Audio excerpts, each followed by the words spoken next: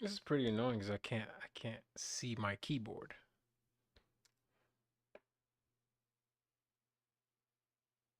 So I'm probably gonna take this pop filter off. Or there's gotta be a better way to do this. No? I don't know. Hmm. Tweech. Hello.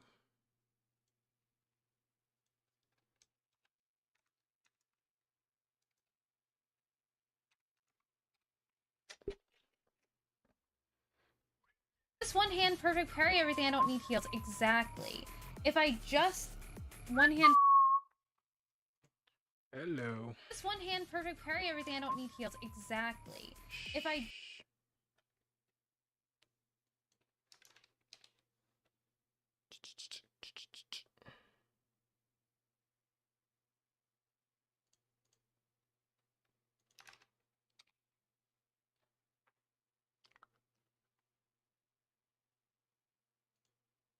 I don't get it.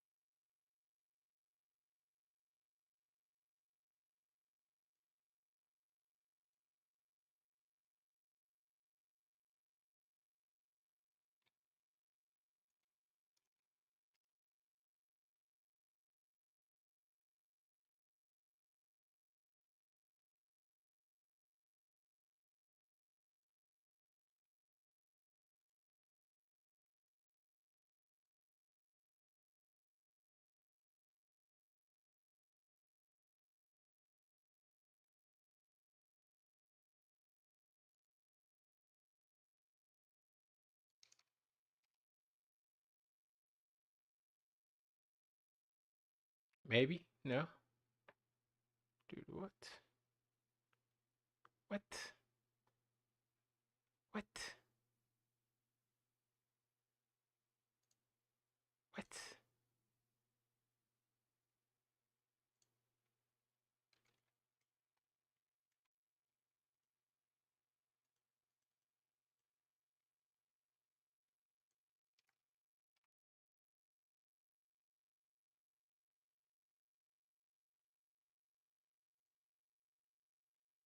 Now it wants to work. That's so ridiculous, man. I don't get it. I don't get it.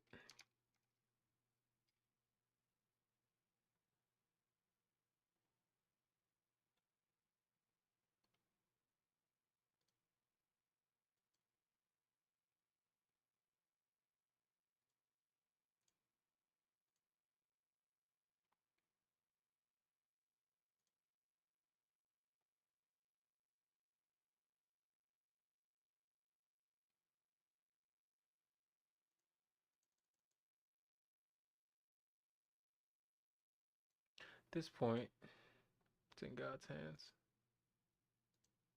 It is what it is.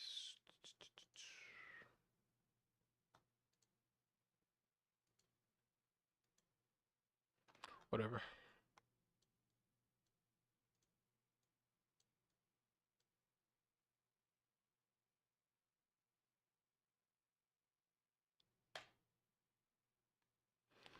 Oh, my eyes are so dry, bro. Check out my contacts.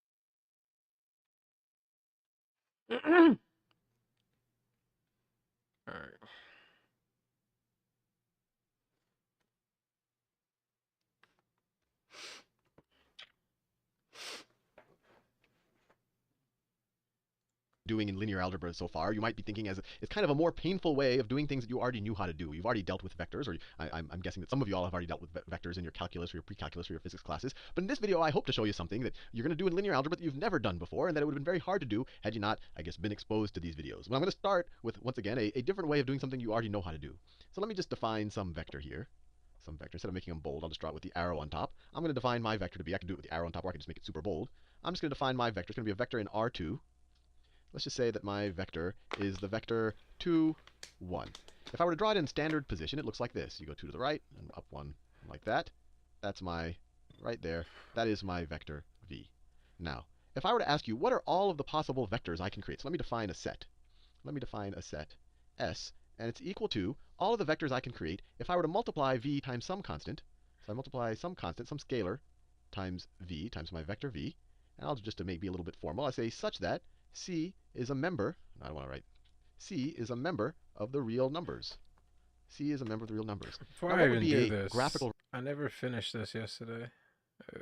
So let's see if I can still remember even how to do this. I messed it up. Where's my calculator? Where's my calculator?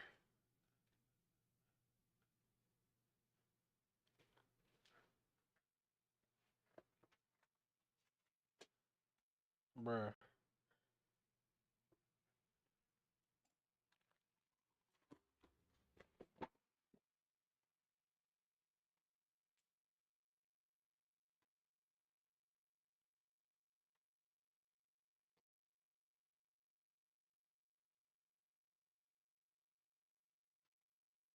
What?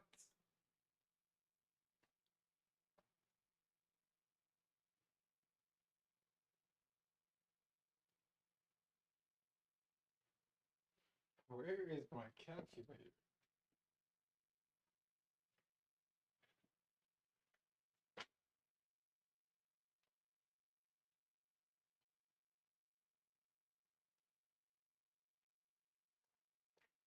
On my desk.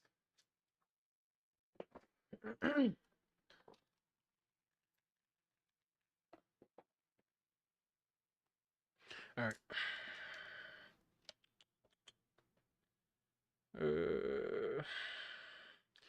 Magnitude of V is 8. Magnitude of W is 5. Direction is 160. Find the component form of V plus W. So it's just V is equal to 8. And I guess in the x direction it'd be cosine of 30. 8 cosine of 30 plus 8 sine of 30.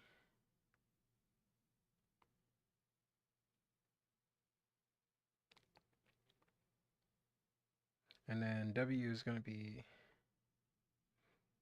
5 cosine of 160 plus 5 sine of 160. No, yes. So to find their component form, V plus W, is just add the cosines and the sines. So 8 cosine of 30 plus 5 cosine of 160 plus, and that's the x value rather, or the x component, I component, whatever you want to call it. And the y component or the j component is 8 sine of 30 plus 5 sine of 160. Alright, plug that all in. 8 cosine of 30 plus 5 cosine of 160. That gives me 2.22. I don't think that's correct. Dude, this was, well, 2.23. And then for the y component, we get 8 sine of 30 Is my calculator in degree mode? Hold on. Yeah. Alright, 8 sine of 30 plus 5 sine of 160.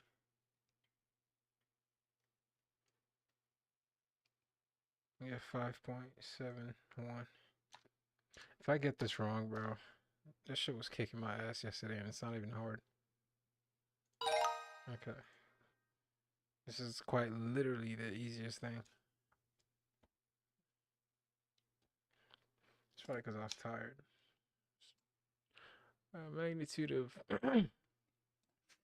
Magnitude and direction of angle V that we're given below in the form are theta, where r is the magnitude and theta is the direction angle. V is equal to 7/170. So it's just the same thing we're doing again.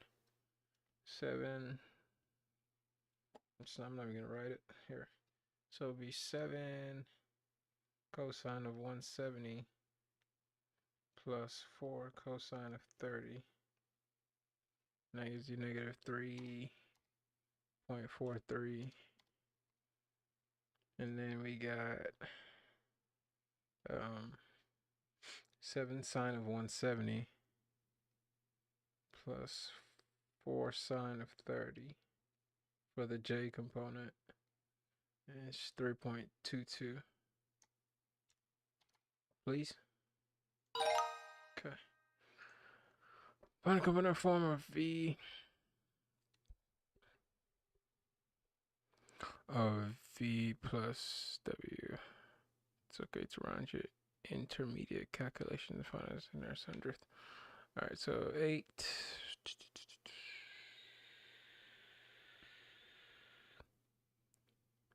cosine of 70 plus 4 cosine of... See, that's the thing. When it comes to 340, the angle there isn't 340. That was what was confusing me yesterday. That angle is 340 minus 360, so it's just 20 degrees.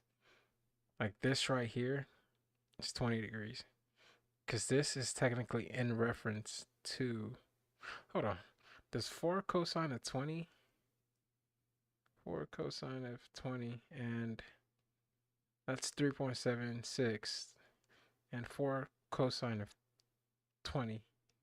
And yeah, 3.76. What is 4 cosine of 340? Does it give you the same thing? 3.76, so it doesn't matter. Okay. I could have sworn like 4 cosine of 20. When we're learning reference angles, well, I guess it's in reference to the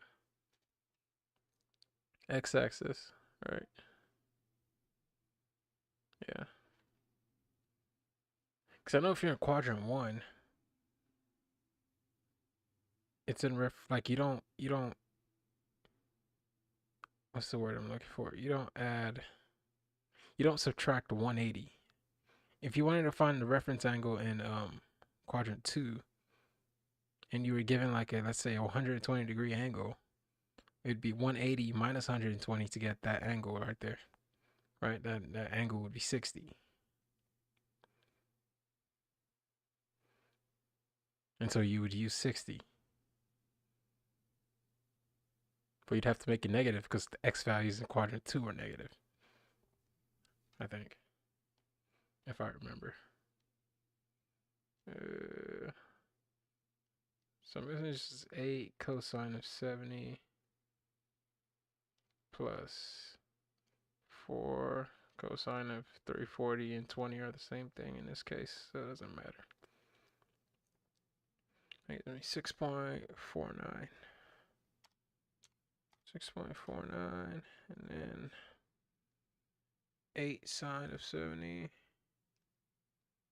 Hold on, 8 sine of 70 plus 4 sine of 340. 6.15.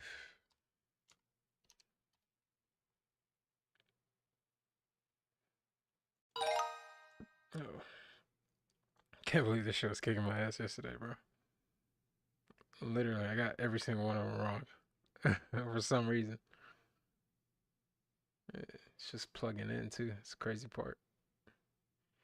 8 cosine of 290 plus 6 cosine of 60. 5.74.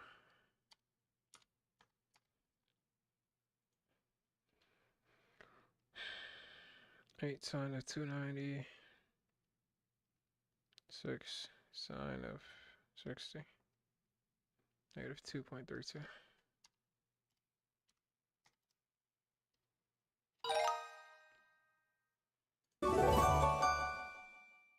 Alright, now we can watch this. Graphical representation of this set. Well, if we draw them all in standard position, I mean, C could be any real number. So if I were to multiply, C could be 2. If C is 2, C, let me do it this way. If I do 2 times our vector, I'm going to get the vector 4, 2. Let me draw that in standard position. 4, 2. It's right there. It's this vector right there.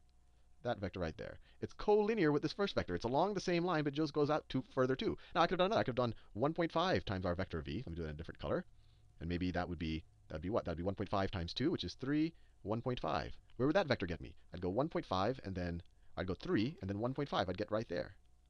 And I can multiply by anything. I can multiply 1.4999 times vector v and get right over here. I could do minus 0.00001 times vector v. Let me write that down. I could do 0.001 times our vector v.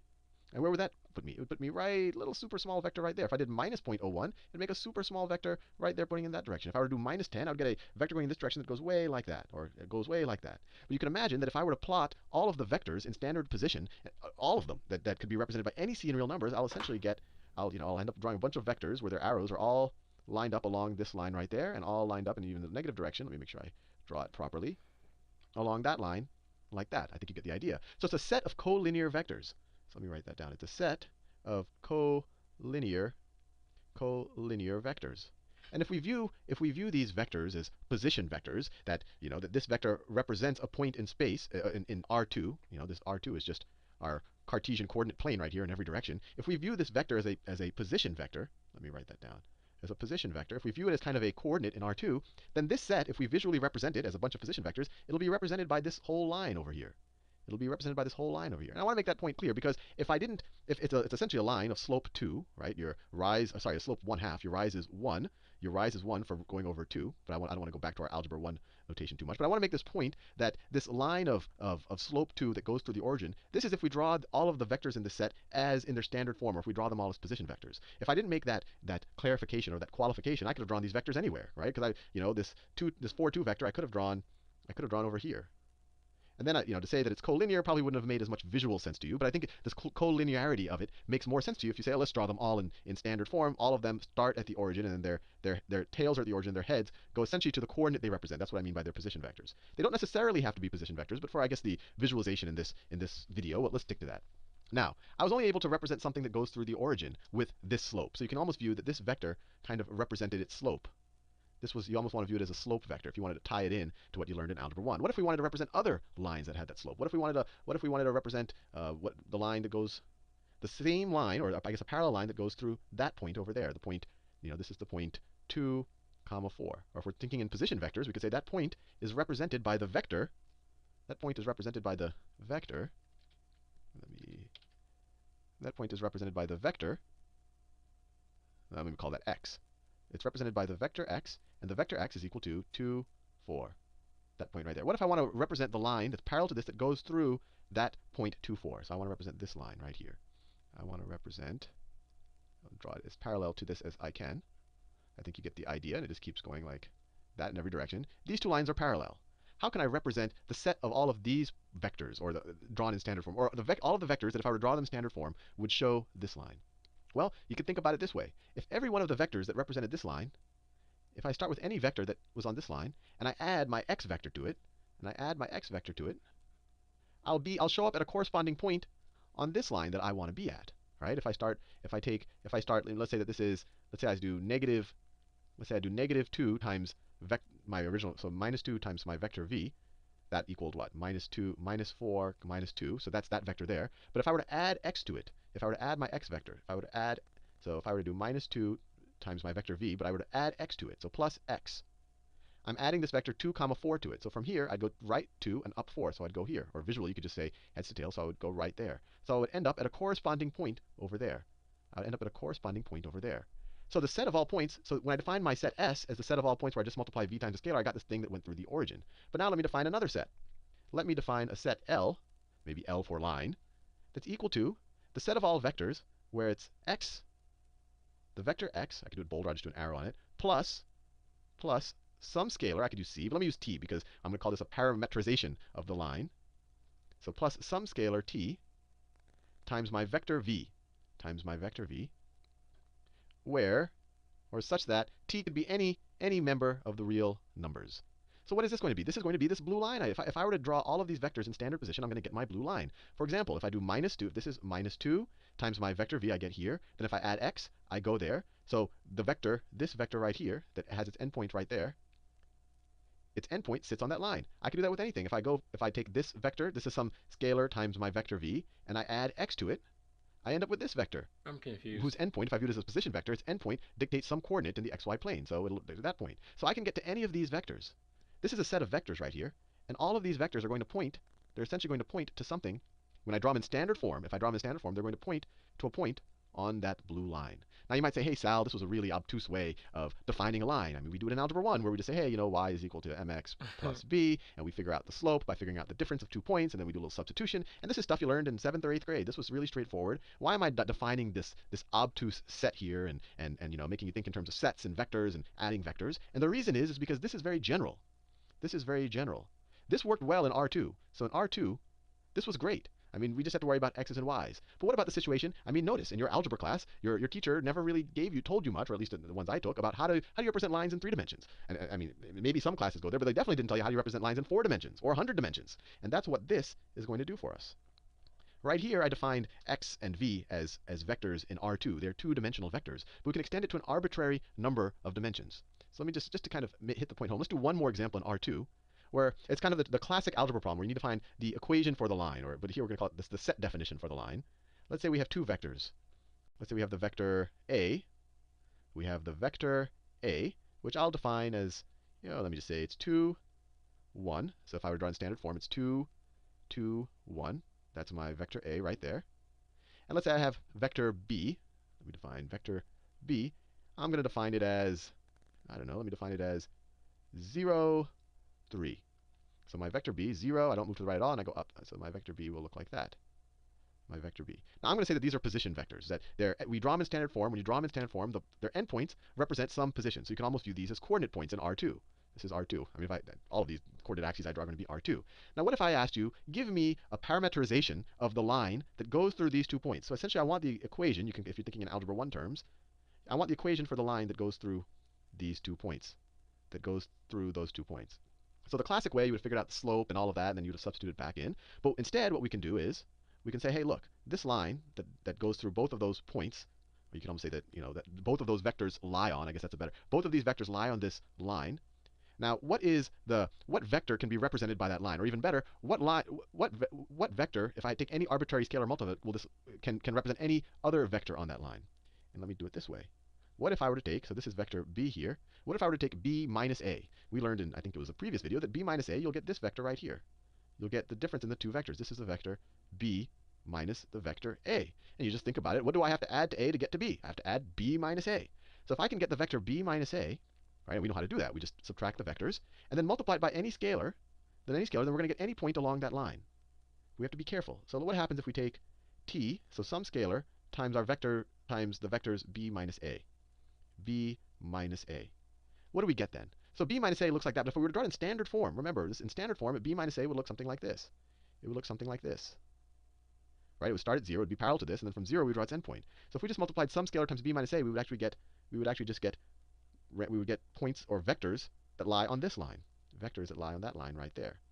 Now, that's not what we set out to do. We wanted to figure out an equation or a parametrization, if you will, of this line, or this set. Let's call this set L. So we want to know what that set is equal to. So in order to get there, we have to start with this, which is one of these, which is this line here, and we have to shift it. And we could shift it either by shifting it straight up, we could add vector b to it. So we could take this line right here and add vector b to it. And so any point on here would have its corresponding point there. So when you add vector b, it essentially shifts it up. That would work. So we could say, we could add vector b add vector b to it, and now all of these points, for any arbitrary t is a member of the real numbers, will lie on this green line. Or the other option we could have done is we could have added vector a. Vector a would have taken any arbitrary point here and shifted it that way, right? You would be adding vector a to it. But either way, you're going to get to the green line that we cared about. So you could have also defined it as the set of vector a plus this line, essentially, t times vector b minus a, where t is a member of the reals. Now all of this, so my definition of my line could be either of these things. The definition of my line could be this set, or it could be this set.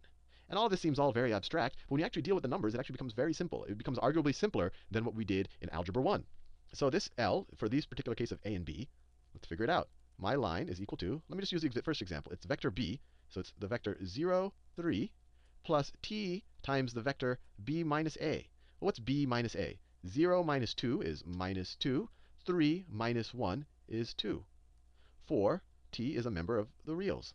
Now, if this still seems kind of like a convoluted set definition for you, I could write it in terms that you might recognize better. If we want to plot points, if we call this the y-axis, and we call this the x-axis, and if we call this the x-coordinate, or maybe more properly that, the x-coordinate, and call this the y-coordinate, then we can set up an equation here. This actually is the x-slope. With respect, well, I don't want to. This is the x-coordinate, that's the y-coordinate, or actually even better, whatever. Actually, let me be very careful there. This is always going to end up becoming some vector L1, L2. Right? This is a set of vectors, and any member of the set is going to look something like this. So this could be Li. So this is the x-coordinate, and this is the y-coordinate. And just to get this coordinate, and just to get this in a form that you recognize, so we're saying that L is a set of this vector x plus t times this vector t times this vector b minus a here. If we wanted to write it in kind of a parametric form, we can say, since this is what determines our x-coordinate, we would say that x is equal to 0 plus t times minus 2, or minus 2 times t. And then we can say that y, since this is what determines our y-coordinate, y is equal to 3 plus t times 2 plus 2t. So we could have rewritten that first equation as just x is equal to minus 2t, and y is equal to 2t plus 3. So if you watch the videos on parametric equations, this is just a traditional parametric definition of this line right there. Now, you might have still viewed this as, Sal, this was a waste of time, this was convoluted, you had to define these sets and all of that, but now I'm going to show you something that you probably, well, unless you've done this before, I guess that's true of anything, but you probably haven't seen in your traditional algebra class. Let's say I have 2 points, and now I'm going to deal in 3 dimensions. So let's say I have one vector, I'll just call it point 1, because these are position vectors, so let's call it position 1. And it's the point, this is in 3 dimensions. Let's make up some numbers, -1, 2, 7. Let's say I have point 2, and once again, this is in 3 dimensions, so you have to specify 3 coordinates. This could be the x, the y, and the z coordinate. Point 2, I don't know, let's make it 0, 3, and 4. Now, what if I wanted to find the equation of the line that passes through these 2 points in R3? So this is in R3. In R3. Well, I just said that the equation of this line, so I'll just call that, or the set of this line, let me just call this, L, it's going to be equal to, we can just pick one of these guys. It could be P1, the vector P1, these are all vectors, be careful here. The vector P1 plus some random parameter t, this t could be time, like you learned when you first learned parametric equations, times the difference of the 2 vectors, times P1, and it doesn't matter what order you take it, so that's a nice thing too. P1 minus P2, it could be P2 minus P1, and then this, because this can take on any positive or negative value, where t is a member of the real numbers. So let's apply it to these numbers. Let's apply it right here. What is P1 minus P2? P1 minus P2 is equal to, let me get some space here, P1 minus P2 is equal, minus 1 minus 0 is minus 1. 2 minus 3 is minus 1. 7 minus 4 is 3. So that thing is that vector. And so our line can be described as a set of vectors that if you were to plot it in standard position, it would be this set of position vectors. It would be P1, it would be, we'll do that in green, it would be minus 1, 2, 7. I could have put P2 there just as easily, plus t times minus 1, 3, where, or such that, t is a member of the real numbers. Now, this also might not be satisfying for you. You're like, gee, how do I plot this in 3 dimensions? Where's my x, y's, and z's? And if you want to care about x, y's, and z's, let's say that this is, let me go down here. Let's say that this is the z-axis, this is the x-axis, and let's say the y-axis, it kind of goes into our board like this. So the y-axis comes out like that. Our y-axis comes out like that. So what you can view this, and actually I probably won't graph, so the determinant for the x-coordinate, just our convention, is going to be this term right here. So we can write that x, let me write that down. So that term is going to determine our x-coordinate. So we can write that x is equal to minus 1, be careful with the colors, minus 1, plus minus 1 times t, plus minus 1 times t. That's our x-coordinate. Now, our y-coordinate is going to be determined by this part. of our vector addition, because these are the y-coordinates. So we could say that our y-coordinate is equal to, I'll just write it like this, 2 plus minus 1 times t, minus 1 times t. And then finally, our z-coordinate is determined by that there, and the t shows up because t times 3, or I could just put this t into all of this. So the z-coordinate is equal to 7 plus t times 3, or I could say plus 3t. And just like that, we have three parametric equations. And when we did it in R2, I did a parametric equation, but we learned in Algebra 1 you can just have a regular y in terms of x. You don't have to have a parametric equation. But when you're dealing in R3, the only way to define a line is to have a parametric equation. If you have just an equation with x's, y's, and z's, if I just have x plus y plus z is equal to some number, this is not a line. Not a line. We'll talk more about this in R3. This is a plane. This is a plane. The only way to define a line or a curve in 3 dimensions, if I wanted to describe the path of a fly in 3 dimensions, it has to be a parametric equation. Or if I were to, if I shoot a bullet in 3 dimensions and it goes in a straight line, it has to be a parametric equation. So these, I guess we call these are the equations of a line in 3 dimensions. So hopefully you found that interesting, and I think this will be the first video where you have an appreciation that linear algebra can solve problems or address issues that you've never solved before. I mean, there's no reason why we had to just stop at 3 coordinates right here. We could have done this with 50 dimensions. We could have defined a line in 50 dimensions, or the set of vectors that define a line that 2 points sit on in 50 dimensions, which is very hard to visualize, but we can actually deal with it mathematically.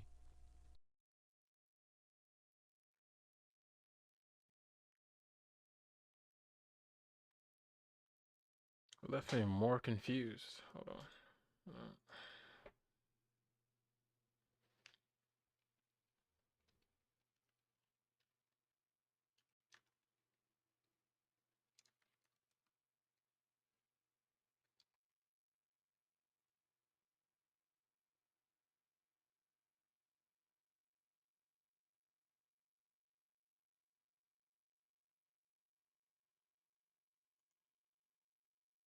Step into Wix Studio and handle every...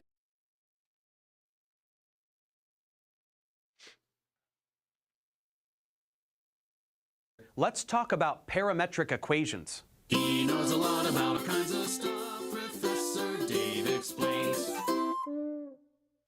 By now, we are quite familiar with equations where y is expressed in terms of x, and we have learned about a variety of different types of equations that work this way.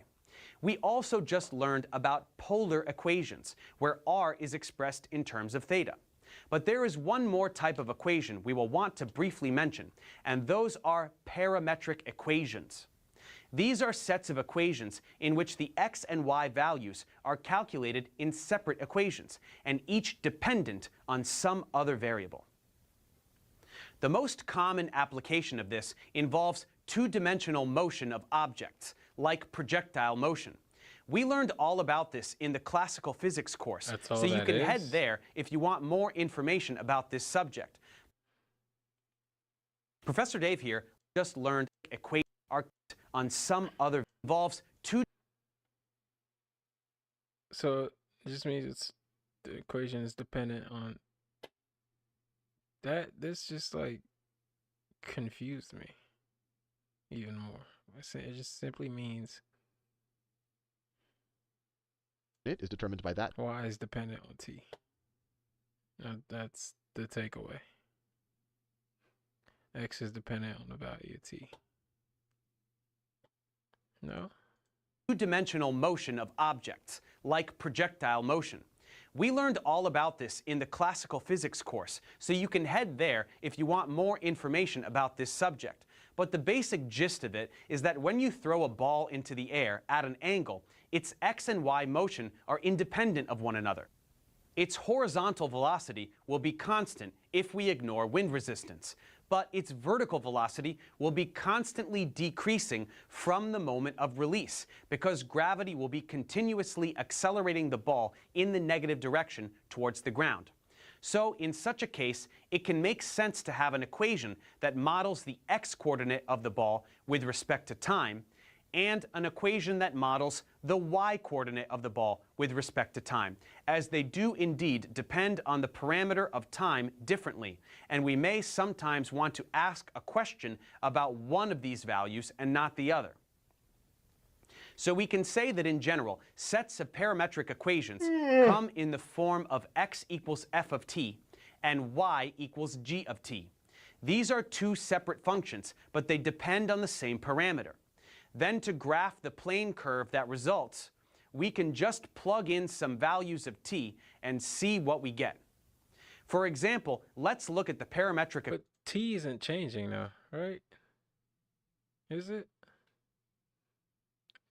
No, it's not changing. T is always, in this example, t is always simply going to be -1, -1, 3, x, y, and z.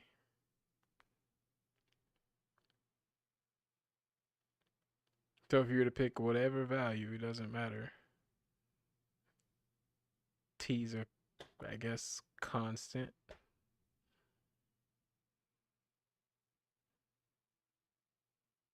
Yeah. Right? Am I tripping?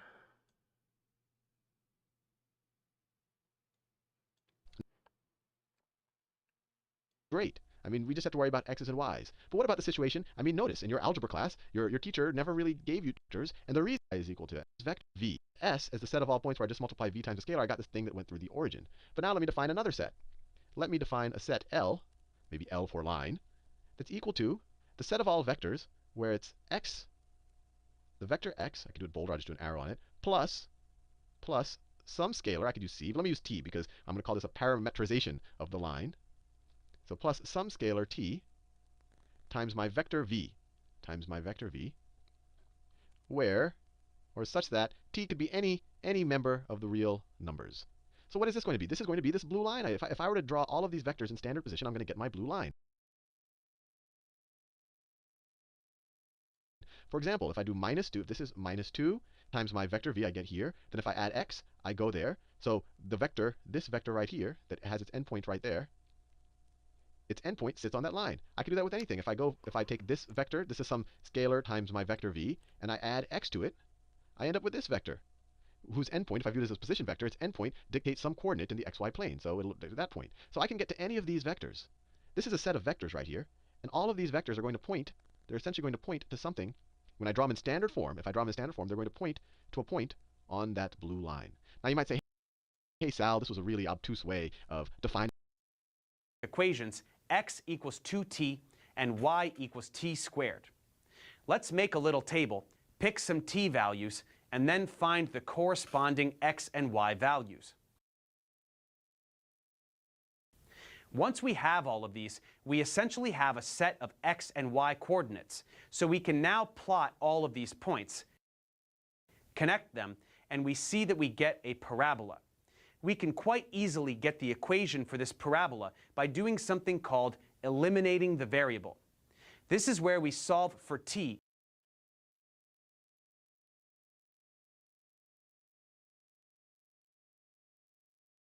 This may be the last ad you ever see. Because with the free ad block extension from Capital One Shopping, you can say goodbye to ads on sites like YouTube. Next part, we need to find the parametric equations that correspond to this line. In the equations of a line, if we're given the point that's on a line and the vector that's parallel to the line. And in another problem, we're going to talk about how to do the same thing if we're given 2 points on a line. So let's go over the basics behind this. So let's say we have a 3D coordinate system where this is x, y, and z. And we're going to have a generic line. Now, a line is defined by two things. We need a point on a line and the direction of the line. If we have those two things, we could define any line. So let's say that we have this point, which is, it has the It's linear algebra. I'm just trying to get ahead, I guess. I'm going to UTA in fall. Yeah. values x0, y0, or z0. And I don't even take it this semester, next semester, but I'm fairly decent with calculus, and I was going to learn MATLAB, and MATLAB is sort of like matrix based. So it's a lot of vectors and matrices and stuff like that. So I was kind of just looking for practice, I guess. I never actually took linear algebra. So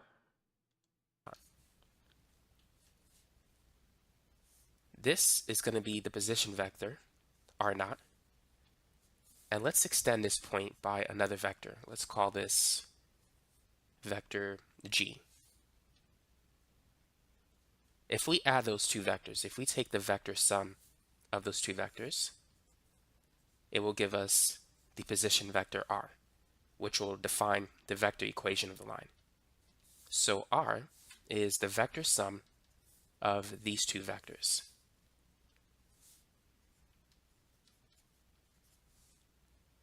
Now vector g is going to be parallel to vector v. Because they're both parallel to each other, g is going to be some scalar quantity multiplied by v. So we're going to say it's t times v. So thus, we have the vector equation of a line, which is r naught, whoa, what just happened there? It's r naught plus t times v. So this is the formula that we're going to use in order to write the vector equation for this problem. So it just has parameters. That's what that Now, means. some other things that you want to keep in mind T is the parameter. is that the position vector r naught is equal to And T could be anything. x naught, Essentially. y naught, and z naught. So R is just dependent on T. That's all. That's what I'm understanding. I don't know. Yeah. And v is defined by these values. So in this problem, a is 3, b is -2, c is 5. It's weird. I've never heard of I've never heard anyone use the word parametric equation. But like obviously we see it every day. Like the position equation is a parametric equation. It has parameters, time, acceleration. Those numbers could be anything, and it affects the outcome of essentially the position. Your change in position is based on whatever your acceleration is, whatever, your initial velocity, stuff like that. Okay. I just never heard anyone X call naught it is a 2, parametric y naught equation. is 4, z naught is -3. So let's go ahead and work on this problem. So r naught is based on these values. So it's going to be 2i plus 4j minus 3k, and then plus t times vector v, which we can replace it with that. Vector v is going to be parallel to the line. So that's 3i minus 2j plus 5k. Now I'm going to distribute t, and then I'm going to pair up R0 plus t vector v. all of the i's, the j's, and the k's together. So I'm going to have 2i Okay. plus 3i t, and then let's put this over here, 4j minus 2jt, and then minus 3k plus 5kt. Now the next thing I'm going to do is factor out I, j, and k. So I'm going to have 2 plus 3t times I, and then plus, this is going to be 4 minus 2t times j, and then plus -3 plus 5t times k. So this right here is the vector equation of the line. So that's the answer. Now we need to move on to the next. 2i plus 3i factored out of I, factored out of I, factored out of I, or factored out of j, factored out of k. Okay. Huh. Next part. We need to find the parametric equations that correspond to this line. So to write the equations that correspond to this line. So this is x, this is y, and here we have a z. So to write the parametric equations, it's going to be x is equal to 2 plus 3t, and we're going to have y is equal to 4 minus 2t, and z is going to be equal to -3 plus 5t. Now, the generic formulas for the parametric equation are as follows.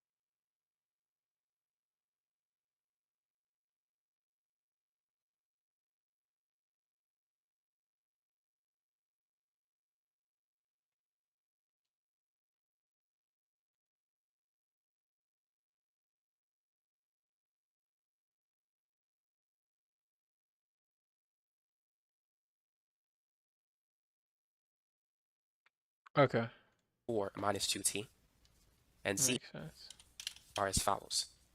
It's x is equal to x naught plus at, y is equal to y naught. All right, where did AT come from?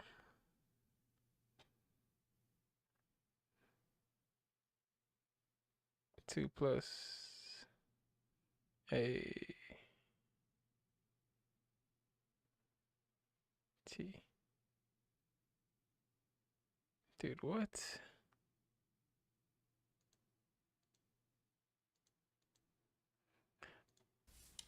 Are as follows. It's formulas for the parametric equation are as follows.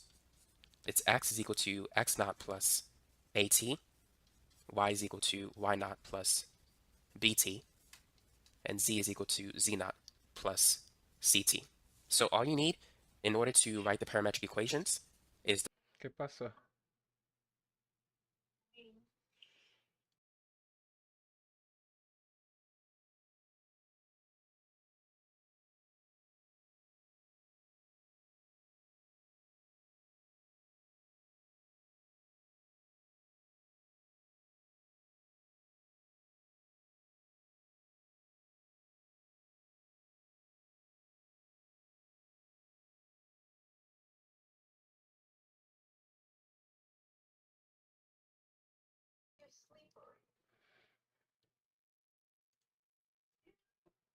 I'm live. Come join my stream. the point x naught, y naught, z naught, which is what we have here, Huh? and then the vector v, which is a comma b comma c, which we have that here. So these are the parametric equations,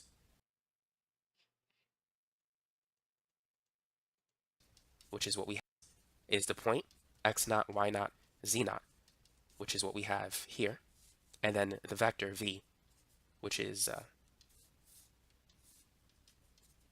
a comma b comma c, which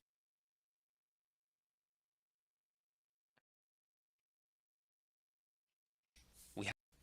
In order to write the parametric equations, is the point x naught, y naught. 3.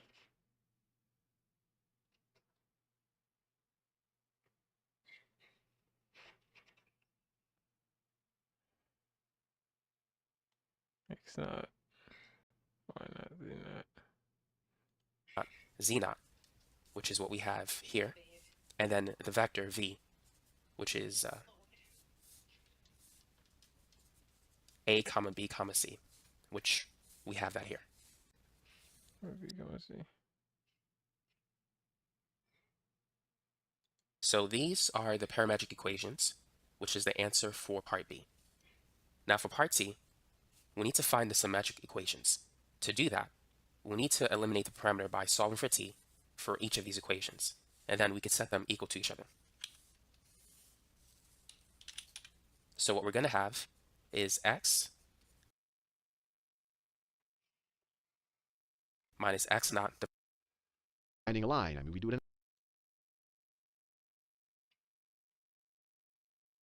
one term you're going to hear a lot of in these videos and in linear algebra in general is the idea of a linear combination. Linear combination. And all a linear combination of vectors are, well, they're just a linear combination. let me show you what that means. So let's say I have a couple of vectors, v1, v2, and it goes all the way to vn, and they're all in, it can be in R2 or Rn. Let's say that they're all in Rn. They're in some dimension of real space, I guess we could call it. But the idea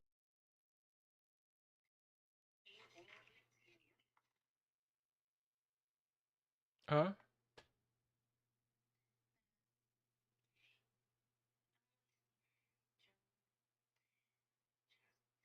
is fairly simple. A linear combination of these vectors means you just add up the vectors.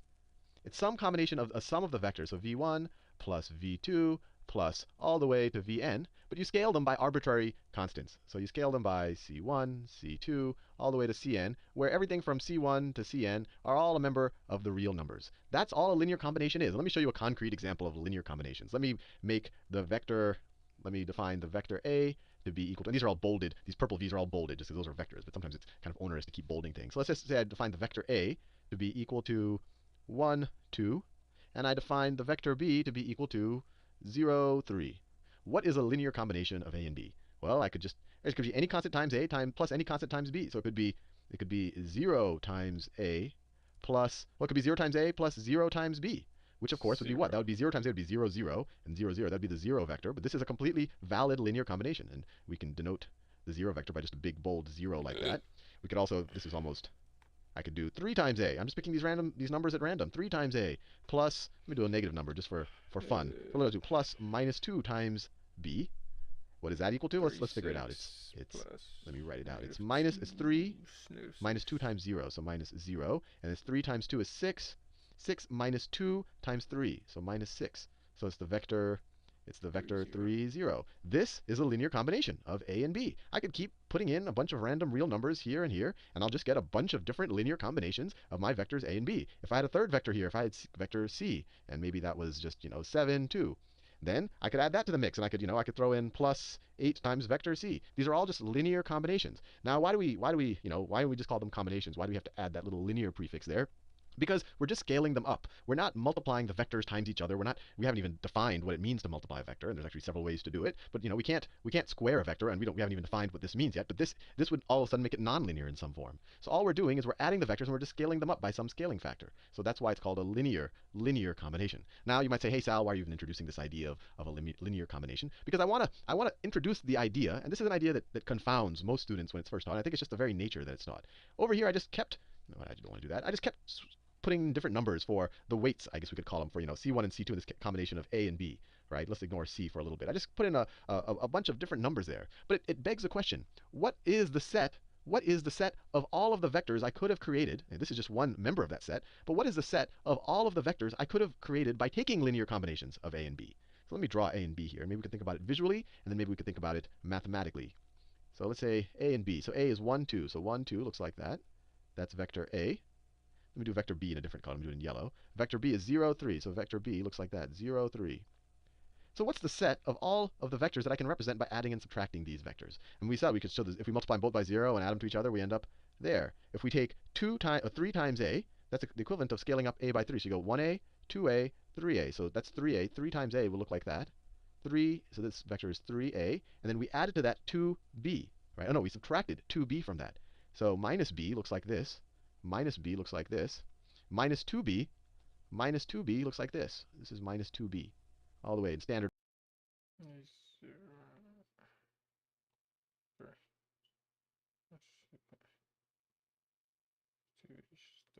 form. Standard position. Minus 2b. So if you add 3a to minus 2b, we get to this vector.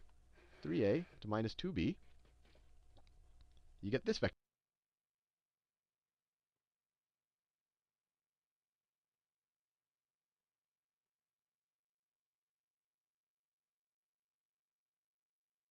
A is 1, 2. 1, 2, 3. And this 2b is Vector right here, and that's exactly what we did when we solved it mathematically. You get the vector. what? We get to this vector. 3a to minus 2b. You get this vector right here, and that's exactly what we did.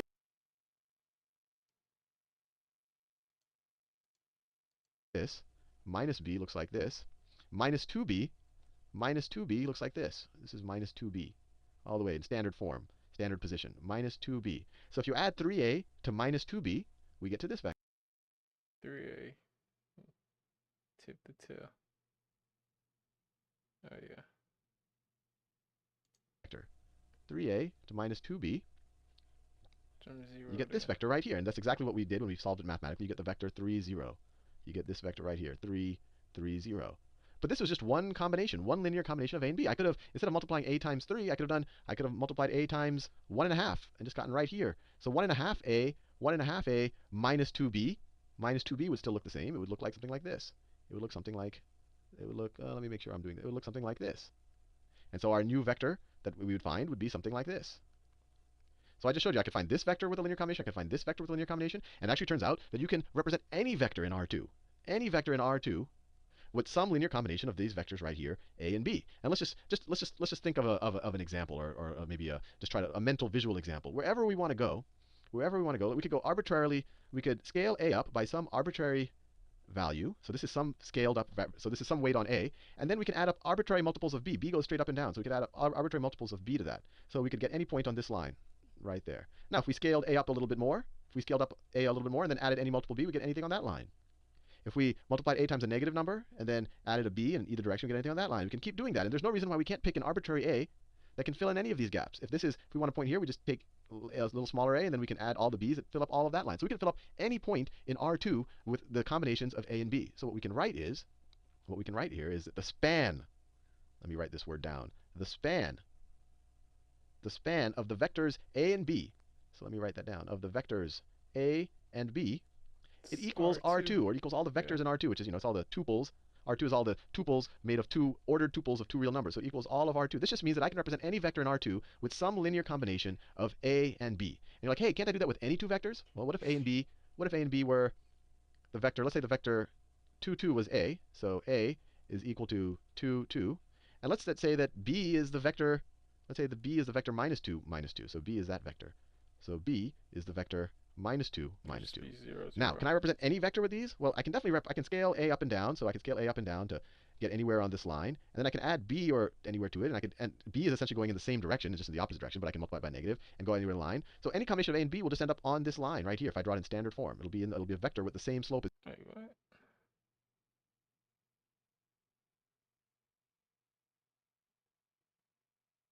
either A or B. Combination where to it, scale A up a vector minus 2, minus 2. Now, can I represent any vector with these? Well, I can definitely I can scale A up and down, so I can scale A up and down to get anywhere on this line. And then I can add B or anywhere to it, and B is essentially going in the same direction, it's just in the opposite direction, but I can multiply it by negative and go anywhere in the line. So any combination of A and B will just end up on this line right here if I draw it in standard form. It'll be a vector with the same slope as either A or B, or same inclination, whatever you want to call it. There's no combination of A and B that I could represent this vector. I could represent vector C. I just can't do it. I can add in standard form. I can just keep adding scale up A, scale up B, put them heads to tails. I'll just get the stuff on this line. I'll never get to this. So in this case, the span, and I want to be clear, this is for this particular A and B, not for the A and B. For this blue A and this yellow B, the span here is just this line. It's just this line. It's not all of R2. So this isn't just some kind of statement you might have when I first did it with that example. It's like, oh, can any two vectors represent anything in R2? Well, no, I just showed you two vectors. Can't represent that. And what if what is the span of the zero vector? I'll put a cap over it. The zero vector. I'll make it really bold. Well, the zero vector is just 0, 0. So I don't care what multiple I put on it. I could put the span of it is all of the linear combinations of this. So essentially, I could put arbitrary real numbers here, but I'm just going to end up with the 0, 0 vector. So the span of the zero vector is just the zero vector. The only vector I can get with a linear combination of this, the zero vector by itself, is just the zero vector itself. Likewise, if I take the span of just, let's say I go back to this example right here. Or my A vector was right like that. Let me draw it in a better color. My A vector looked like that. If I were to ask just what the span of A is, it's all the vectors you can get by creating a linear combination of just A. So it's really just scaling. You can't even talk about combinations really. So it's just C times A, all of those vectors. And we saw in the video where I parametricized or showed a parametric representation of a line, that the span of just this vector A is the line that's formed when you just scale A up and down. So span of A is just a line. You have to have two vectors, and they can't be collinear in order to span all of R2. And I haven't proven that to you yet, but we saw with this example, if you pick this A and this B, you can represent all of R2 with just these two vectors. Now, the two vectors that you're most familiar with that span R2 are, if you take a little physics class, you have your I and J unit vectors. I and J. I and J. And in R notation, I, the unit vector I that you learned in physics class, would be the vector 1, 0. So this is I. That's the vector I. And then the vector J is the unit vector 0, 1. This is what you learned in physics class. Let me do a different color. This is J. J is that. And you learn that they're orthogonal, and we're going to talk a lot more about what orthogonality means, but in our traditional sense that we learn in high school, it means that they're 90 degrees. But you can clearly represent any angle or any vector in R2 by these two vectors. And the fact that they're orthogonal makes them extra nice, and that's why these form, and I'm going to throw out a word here that I haven't defined yet, these form the basis. These form a basis for R2, and that you can represent anything in R2 by these two vectors alone. I'm not going to even define what basis is. That's going to be a future video. But let me just write the formal mathy definition of span, just so you're satisfied. So if I were to write the span of a set of vectors, v1, v2, all the way to vn, that just means the set of all of the vectors, where I have c1 times v1 plus c2 times v2 all the way to cn, let me scroll over, all the way to cn vn. So this is a set of vectors because I can pick my ci's to be any member of the real numbers, and whereas, and that's true for I from, so I should write for I being anywhere between 1 and n. All I'm saying is that look, I can multiply each of these vectors by any value, any arbitrary value, real value, and then I can add them up. And now the set of all of the combinations, scaled up combinations I can get, that's the span. That's the span of these vectors. You can kind of view it as the space of all of the vectors that can be represented by a combination of these vectors right there. And so the word span, I think it does have an intuitive sense. I mean, it if I say that, my first example, I showed that those two vectors span, or A and B spans R2. I wrote it right here. That tells me that any vector in R2 can be represented by a linear combination of A and B. And actually, just in case that visual kind of pseudo proof doesn't do you justice, let me prove it to you algebraically. I'm telling you that I can take, let's say I want to represent, I have some, let me rewrite my A's and B's again. So this was my vector A, it was 1, 2, and B was 0, 3. Let me remember that.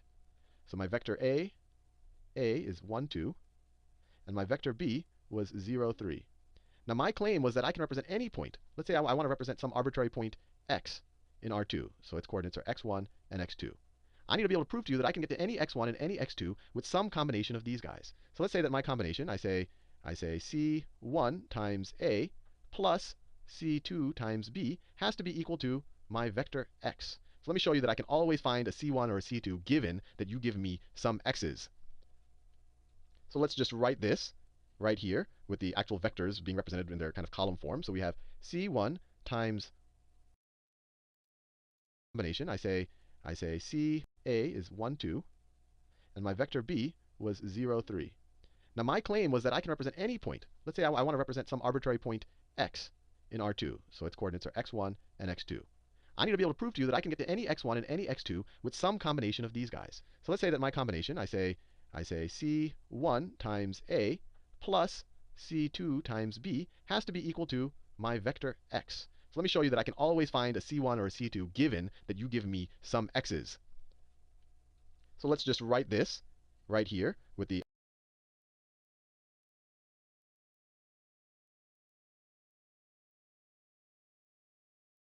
actual vectors being represented in their kind of column form. So we have C1 times this vector plus C2 times the B vector, 0, 3, should be able to be equal my x vector, should be able to be equal to my x1 and x2, where these are just arbitrary. So let's see if I can set that to be true. So if this is true, then the following must be true. C1 times 1 plus 0 times C2 must be equal to x1. We just get that from our definition of multiplying vectors times scalars and adding vectors. And then we Yeah, because you're just scaling C1, so you know? Deborah? It's gonna be 0. And you're just scaling C1, so it's all real numbers. R, no, not. No. Never mind.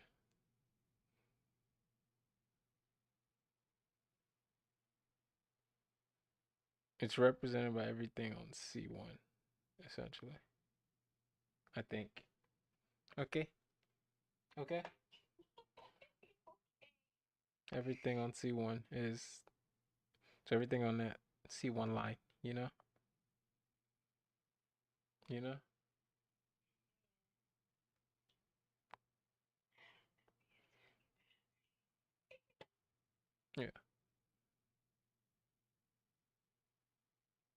We also know that 2 times C2, or sorry, Huh? 2 times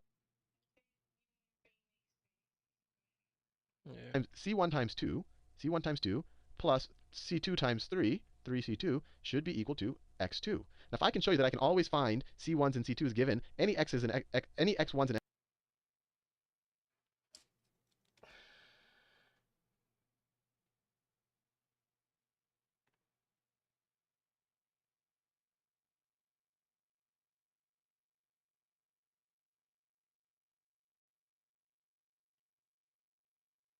I need a graph. Hold on.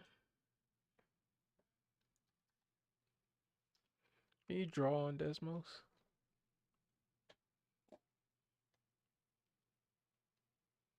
Can you draw on this? No.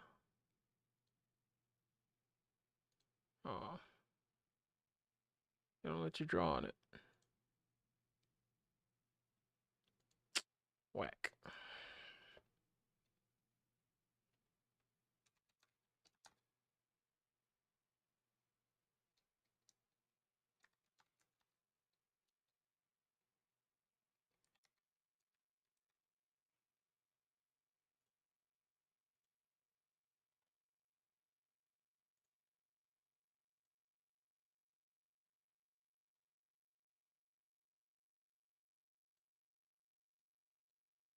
It won't even draw. Jesus. Where's the pencil?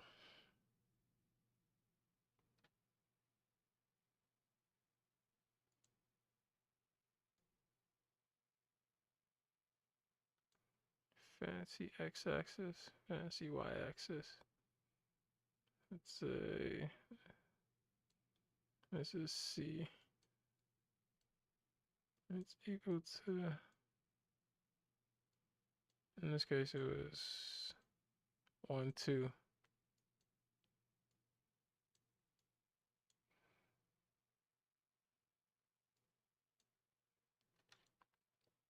You can represent x1 anywhere on this line.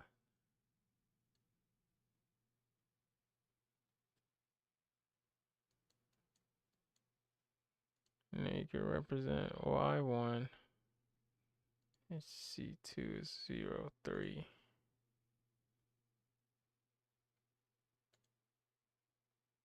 0, 1, 2, 3. It's that vector. And you can represent y1 anywhere on this line.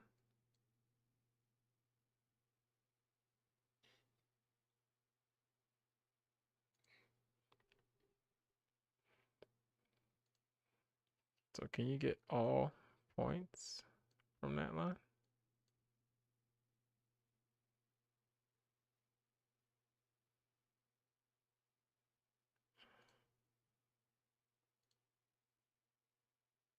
If you add them, rather this would be like that. That'd be that vector.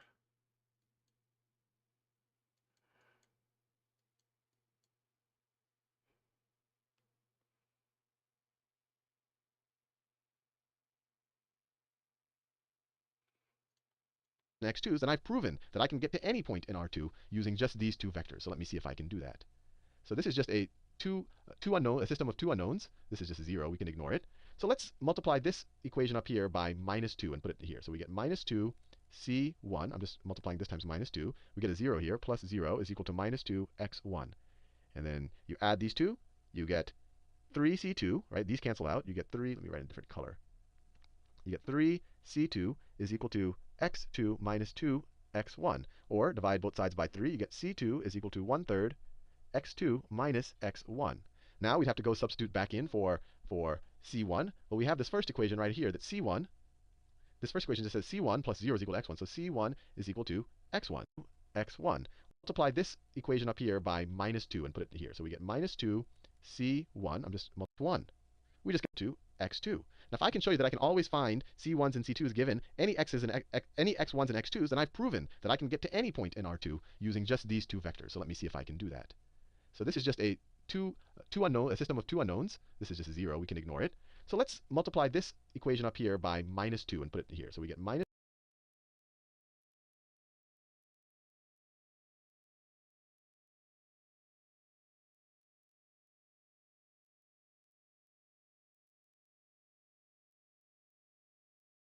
C1 is just equal to -2 c1. I'm just multiplying this times -2. We get a 0 here. Plus 0 is equal to -2 x1. And then you add these two.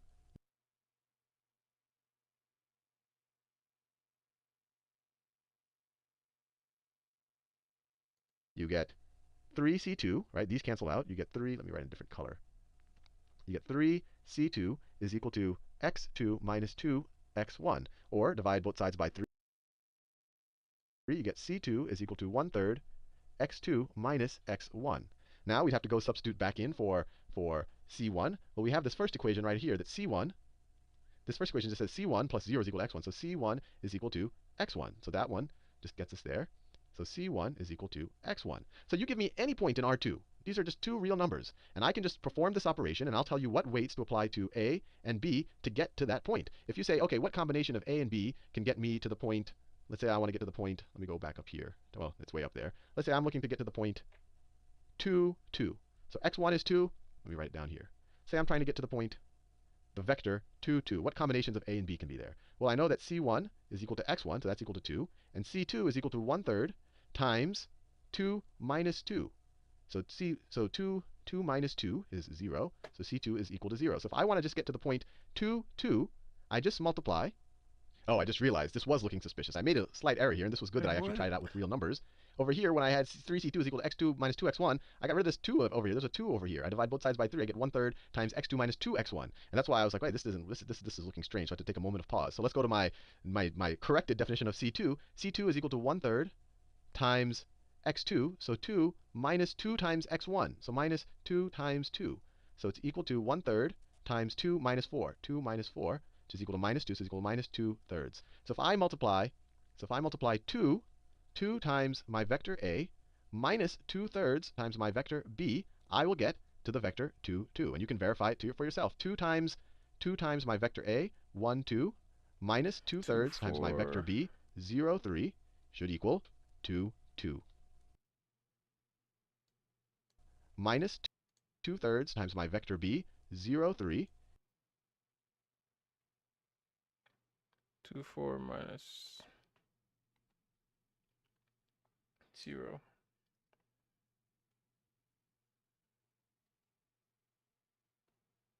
Minus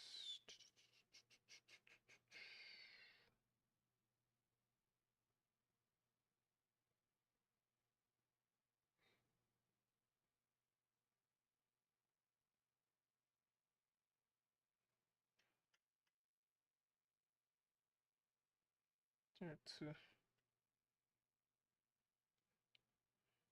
Just 2, 2. Okay. That's crazy.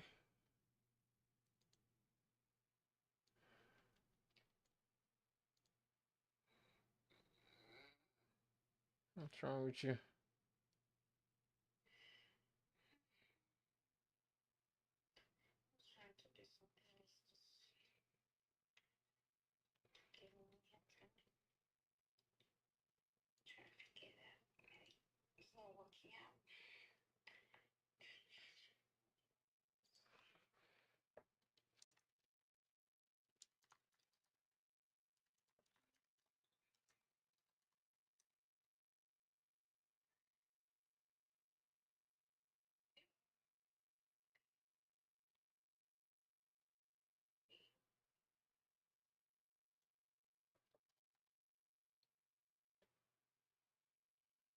Loki forgot how to solve system of equations.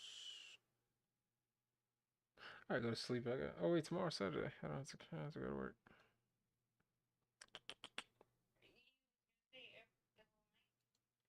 I mean, no.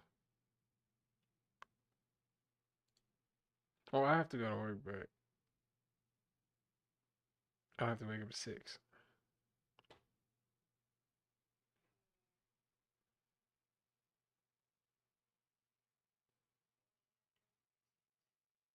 Said I don't.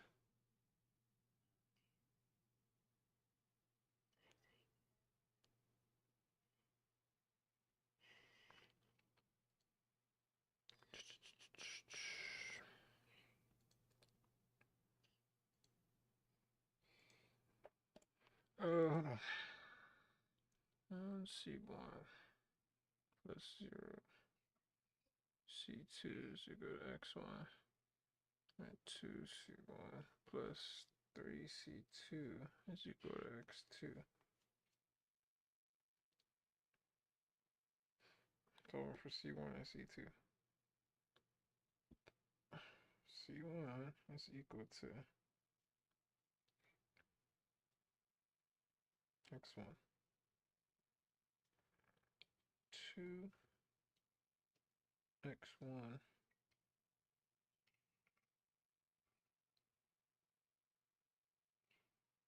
is equal to x2 minus 3c2. Oh, oh, wrong thing.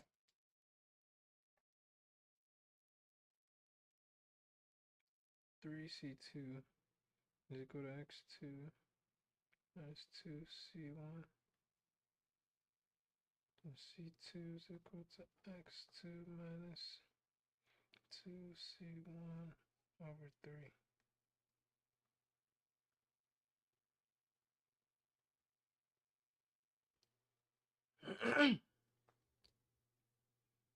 The C2 is equal to 1 over 3 times x2 minus 2c1. That's literally all that is. X2 minus 2c1. Yeah. And so we have vector c1 is 1, 2. If I'm trying to get to x2, 2. Oh, we know c1 is equal to x1, so it's just be 2. And then c2 is equal to 1/3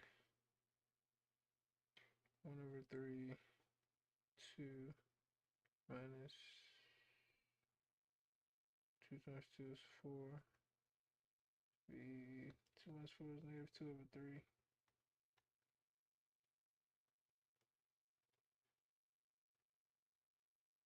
All right. Realized this was looking suspicious. I made a slight error here, and this was good that I actually tried it over here. But to take a times, so it's thirds. So if I multiply 2 times my vector A minus 2/3 times my vector B, I will get to the vector 2, 2. And you can Okay.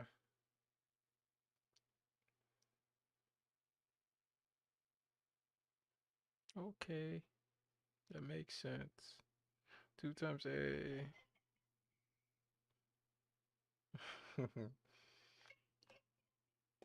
That makes sense. I think for now. verify I'll it, do probably it for yourself. forget it tomorrow. It's usually how it goes.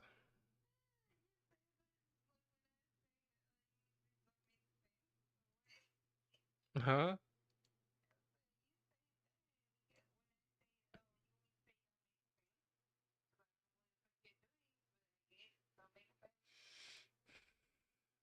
Whatever.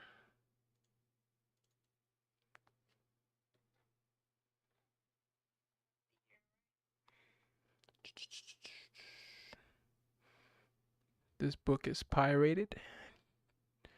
Don't ban me. Where do I stop? It's on the problems of chapter 1.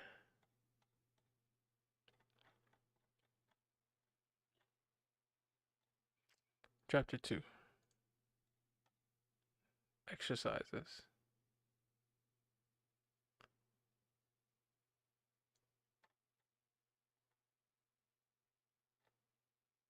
I was on what's it called? The what was it called? Uh, um,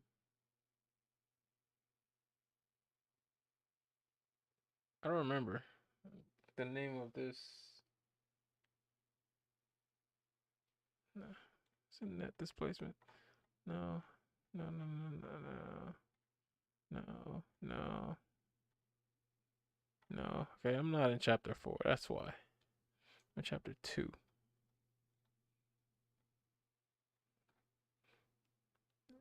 We're talking about cubes or air pressure or whatever. Shh. Why are you giggling, Deborah?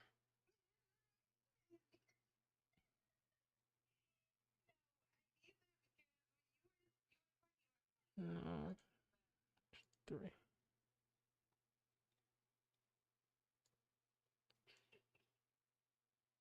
Hydrostatic equation. That's where I was. Yeah, the cube thing. All right.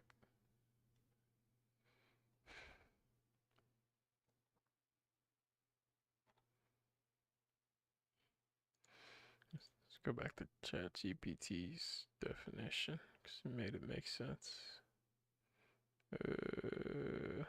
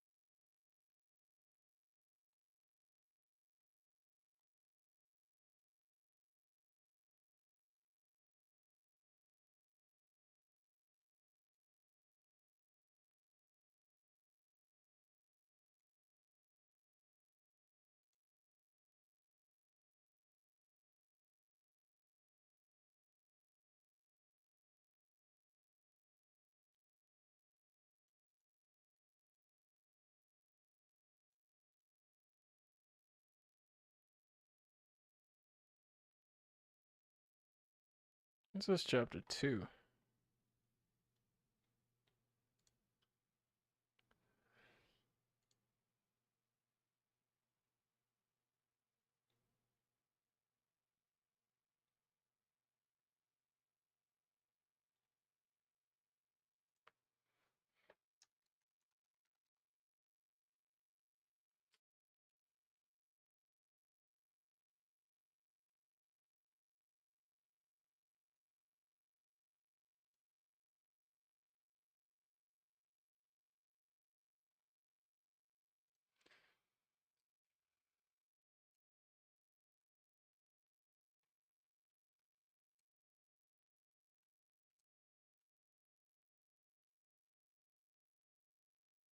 Let me take my contacts out. Eyes are dry. Go back, Deborah. I'm talking to you.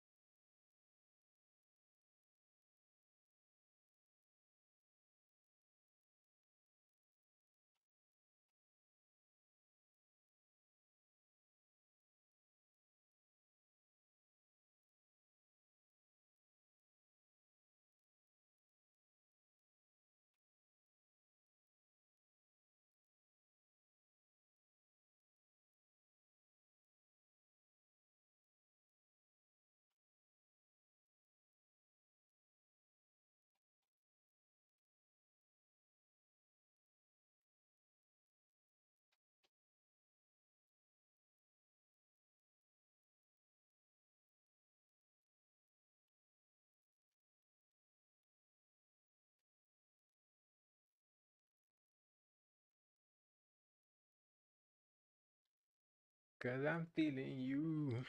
Alright. Can you, what are you doing? What are you reading?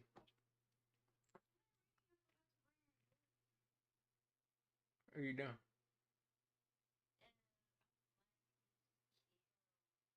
Huh?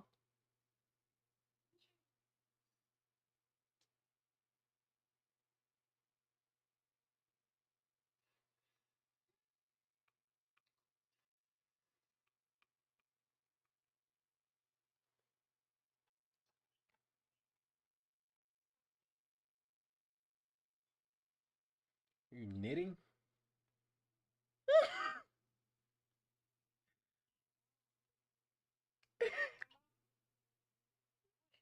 It's a grandma hobby.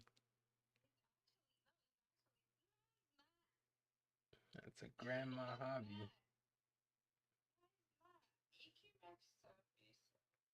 Mm.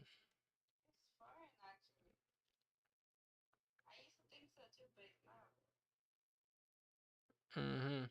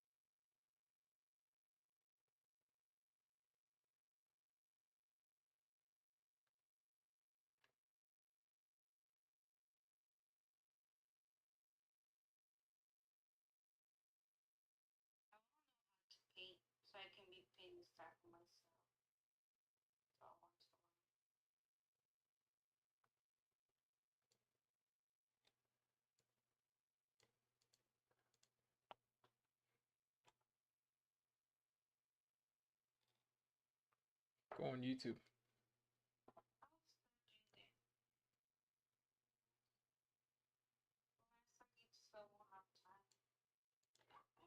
What do I hear? I'm sorry. What do I hear? I'm sorry. Are those excuses? I won't have time.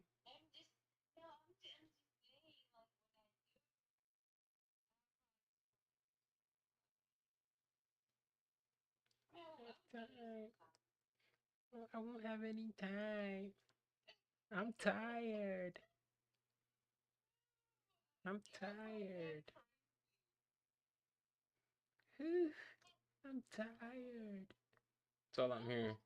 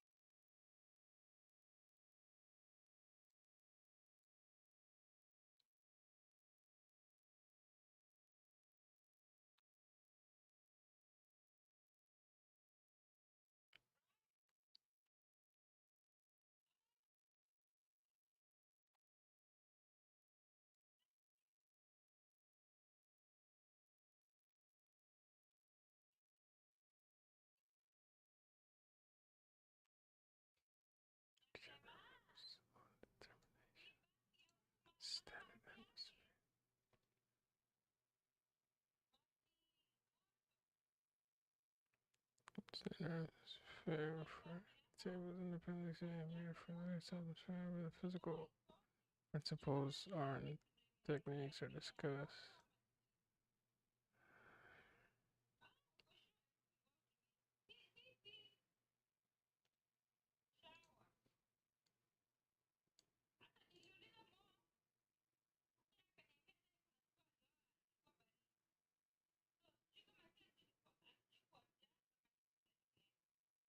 Oh, they're launching today? Whoa.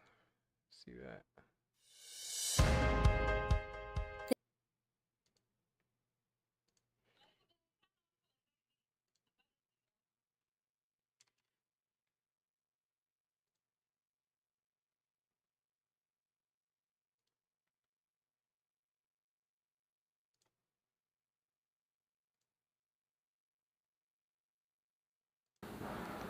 You can see on your screen the strong back slowly beginning to pull away.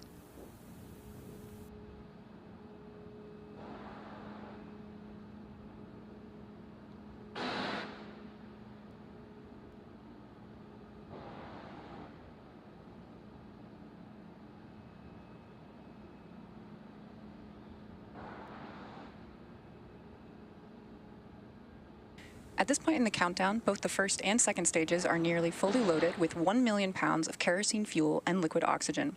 Both first stage and second stage should finish loading propellant about a minute apart from each other. The first stage is finishing up at T-3 minutes, and as mentioned earlier, we'll expect to hear that second stage fuel completion call out at T-2 minutes.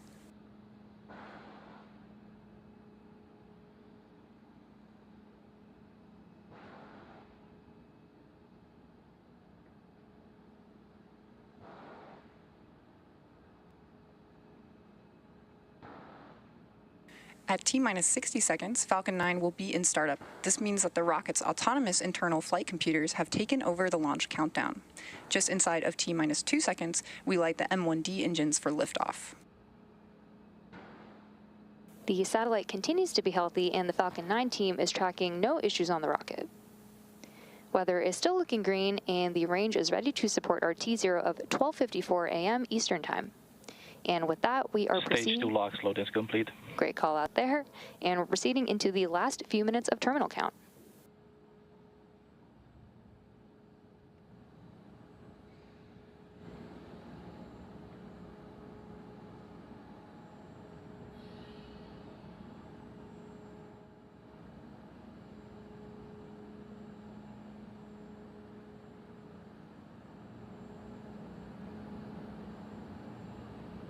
Gas launch closeouts.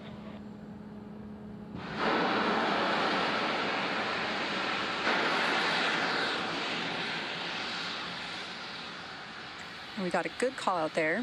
And again, those white clouds you see venting are totally nominal. That's just venting the TE liquid oxygen line.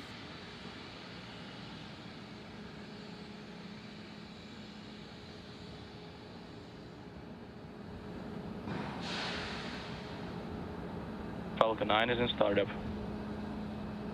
And we just heard that call out. F9 is in startup.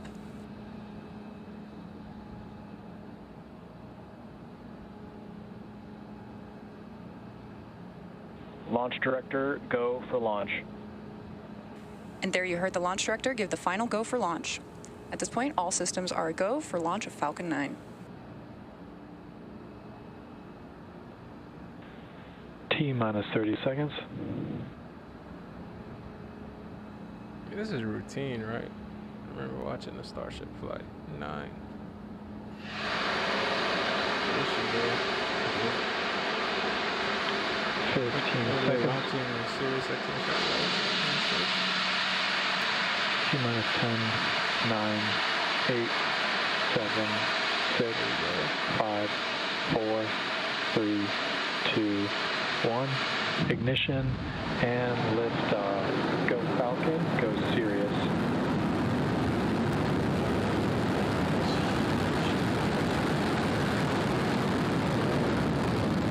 Vehicles pitching downrange. Stage 1 propulsion is nominal. Yeah.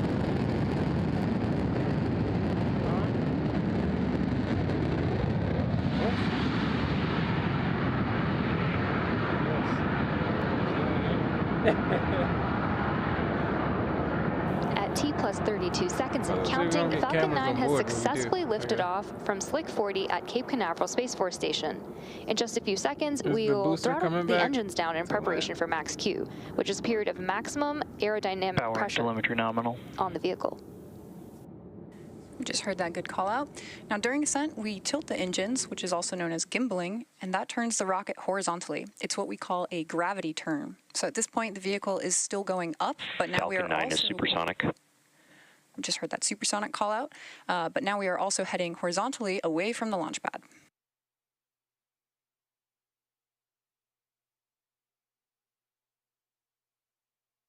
Max Q.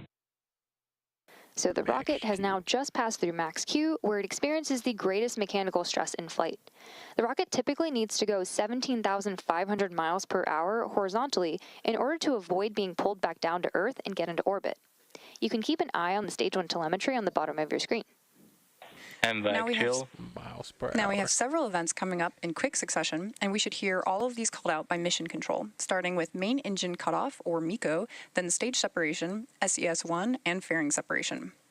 MECO is where we shut down all 9 M1D engines on the first stage. Stage separation is when the first and second stages of Falcon separate from one another.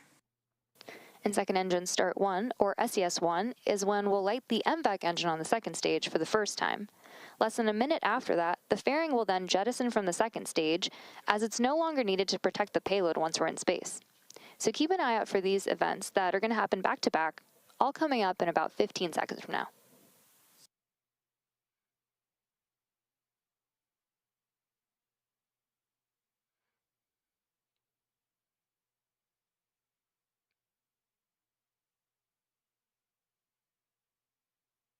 Main engine cut off. Stage separation confirmed. Here we go. MVAC ignition. I thought they hot stage it and it kicks on like when. What does hot staging even mean? I'm just talking. And there you heard and saw those events that happened back to back, which again were MECO, stage separation, and SES-1. Next up will be fairing separation, coming up in about 20 seconds here. Yeah, when it's lit before. This one wasn't hot staged. I guess it's not. I have no idea what's going on, by the way.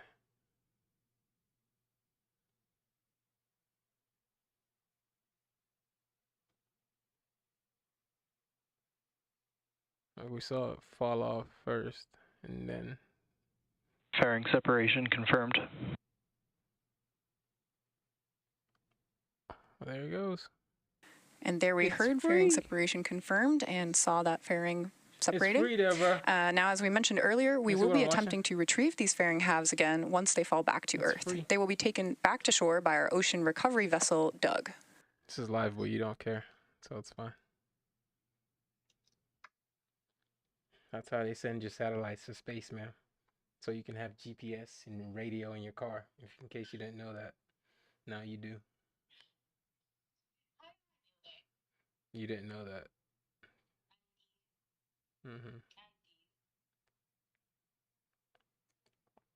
It's now T plus 4 minutes and 17 came seconds from what? into today's mission.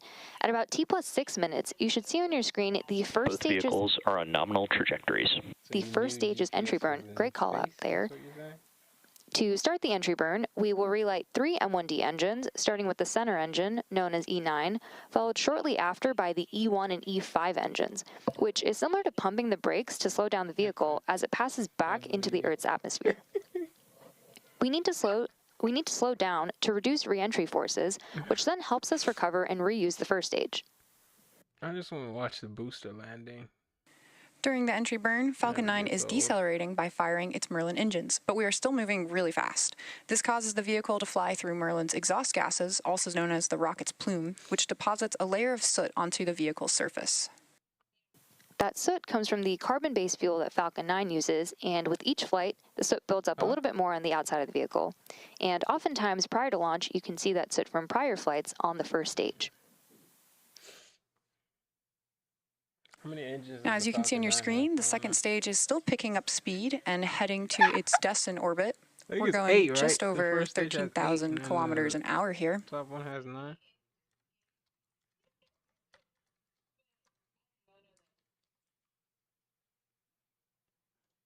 We've got just about another 20 seconds here until that entry burn starts, which It has typically 9, lasts for but about 20 seconds. yeah. Oh, that's 10. So 9 in the first stage and 1 in the second stage. Okay. I thought it was 8 and 1.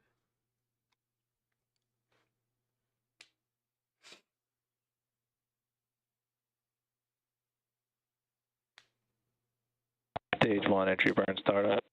Here we go. Stage 1 FTS has saved. So engines 1, 5, and 9 have all relit for the entry burn. I mean, nothing goes wrong on these. The Falcon 9 first lately. stage that is supporting today's mission is performing this entry burn for its 8th time. Reusability is key to lowering the cost of spaceflight, which enables more investments in critical scientific research. Stage 1 entry burn shut down. The Merlins on the first stage are optimized for sea level. These achieve 190,000 pounds of thrust each during ascent and descent. At liftoff, Falcon 9's first stage has thrust greater than 5 747 airplanes at full power. The MVAC engine, which has a much wider nozzle than the M1D, is optimized to 220,000 pounds of thrust in vacuum. That's crazy. Coming up next, we will start our landing burn on the first stage, followed quickly by MVAC engine shutdown on the second stage.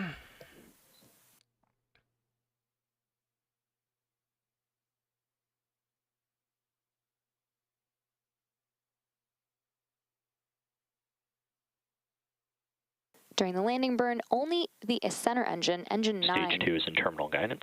will be used to Stage land the 1 vehicle transonic. on the drone ship. So that should be starting up in about 20 seconds from now.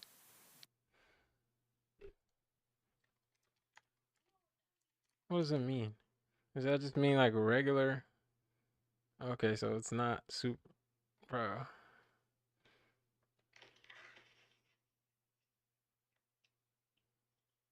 Stage 1 landing burn. Landing burn. Stage 2 FTS is saved.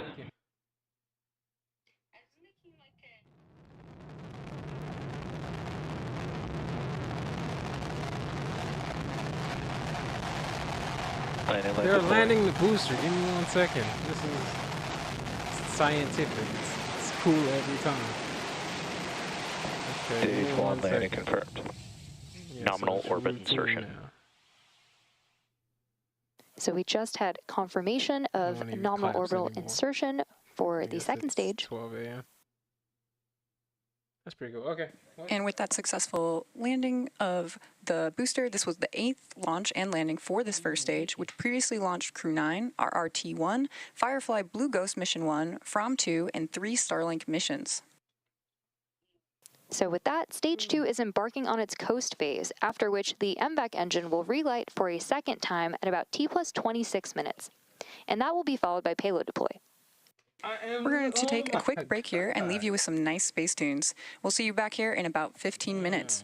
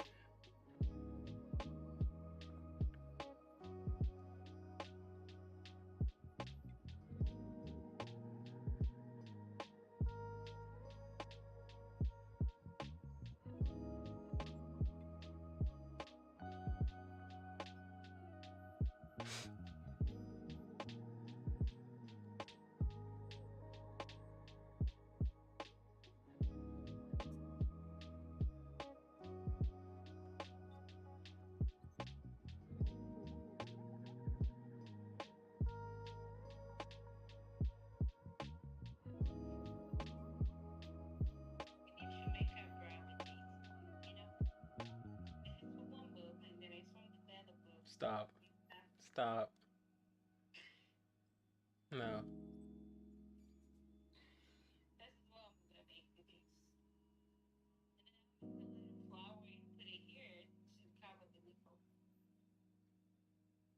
No.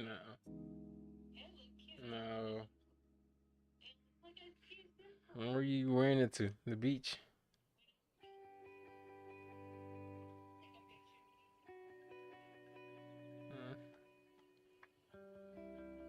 Okay.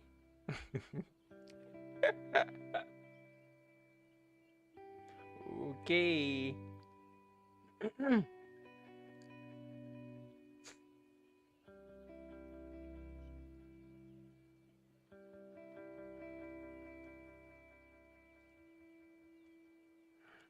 I know absolute is that's from the Earth's core, I believe. So that's just the radius of the Earth. Geometric is from the surface up. Right. I don't know what geopotential is. Oh no, geopotential is absolute plus geometric, I think. Alright, yeah. So absolute's from it's pretty much the radius of the Earth plus your height of your. Okay, hold on. Geometric is from the surface of the Earth up. So absolute is the radius of the Earth plus geometric. So what's geopotential? I don't know. Alright, hold on. They tell me the ground is sea level. If we can fly straight up in a helicopter and drop tape measure to the ground, and measurement of the tape would be different geometric altitude. Okay, so geometric is from your height to the ground, essentially.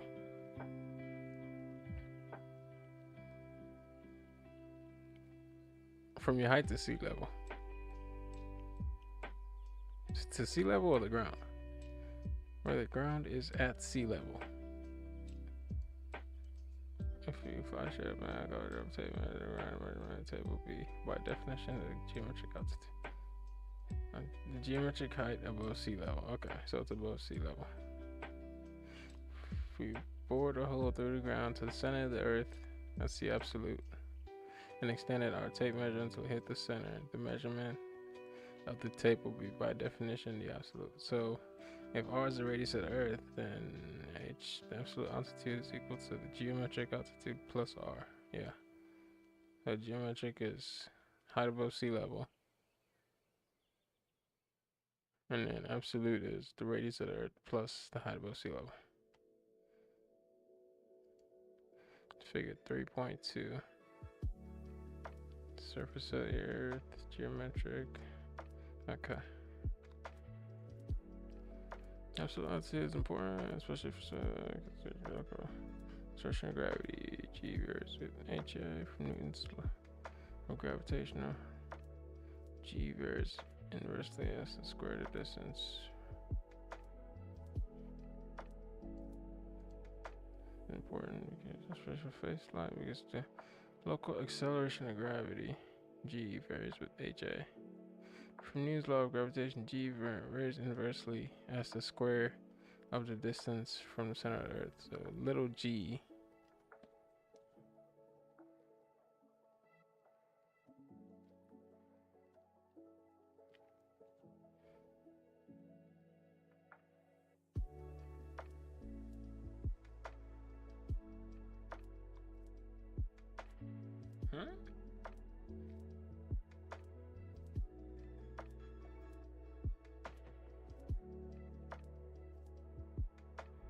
Little g is big G times the mass of the Earth divided by r squared, right? Yeah, so 5.97 is it? Times 10 to the negative 11 times 6.67 times 10 to the 24. Is the mass of the Earth 24 or 23? I think it's 23. 24. That's 5497. So big G 6.67 times 10 to the negative 11 over R squared. Okay.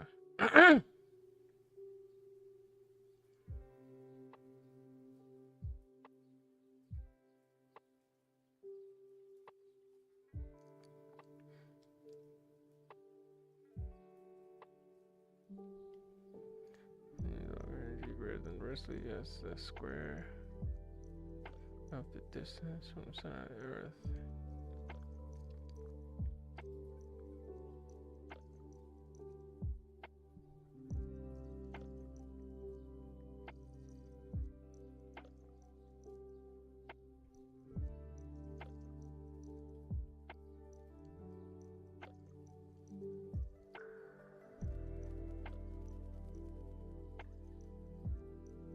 By letting G0 be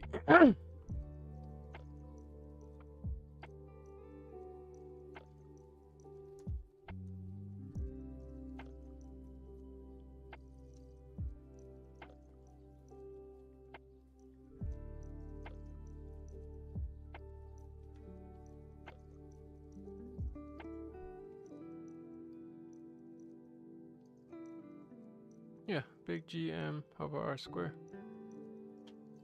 It says it varies inversely. What do you mean?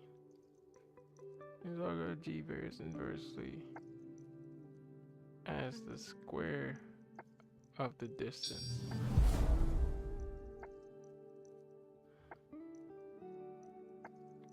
Hey, I gotta follow. Thank you.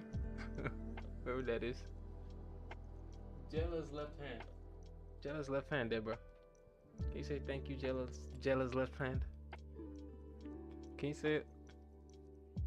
Can you say it? No. No, I can't. Can you just say thank you, Jella's left hand? No, I'm not saying thank you. Okay. You're a hater. I'm not saying thank you. You're a hater. I should hang up. You're a hater. I should hang up. You're a hater. I should hang up. Appreciate the follow, Jella. Hater. And I won't pick up when you call back. You have one job. You just needed to say thank you. You just needed to say thank you, Jella's left hand, for the follow. That was it. They can hear you. I put you up to the mic. Go ahead. No, do not. You're on max volume right now. Okay. Hater, like I said. It's fine.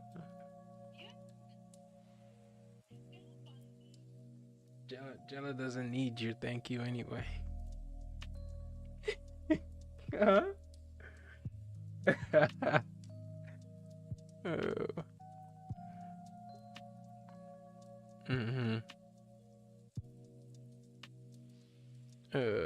Hold that down.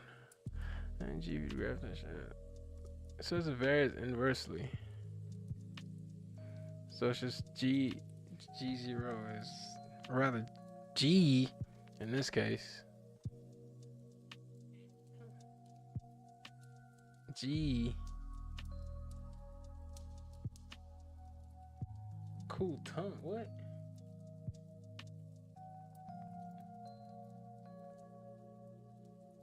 What? I'm confused. Cool tongue.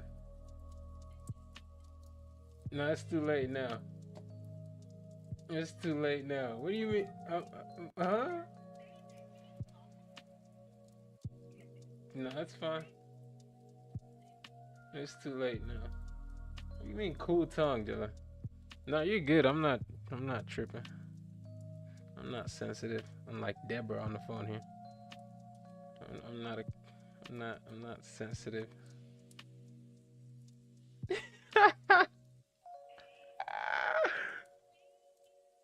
I can't hear you now. It's fine. I appreciate you thinking my tongue is cool, I guess. That's fine. No, they don't want to hear it now.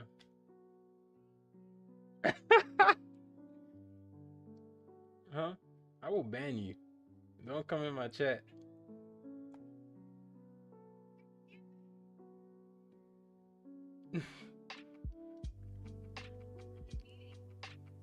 I can't see it. Huh? I'm not blocking you, damn.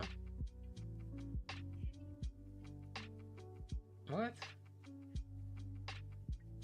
They probably already gone, Deborah. Or you could do @Jella's left hand and be like, thank you.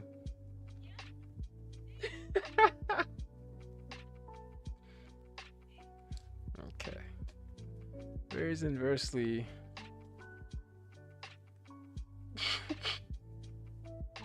Okay.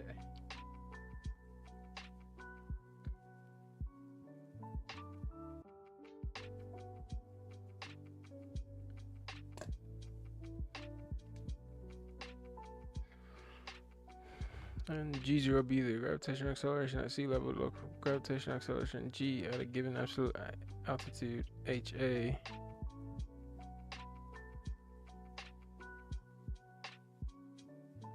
is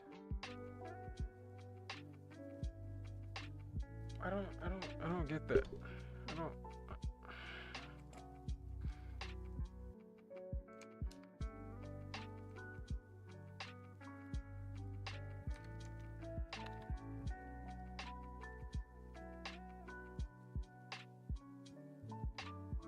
It's quite altitude reference to the formula.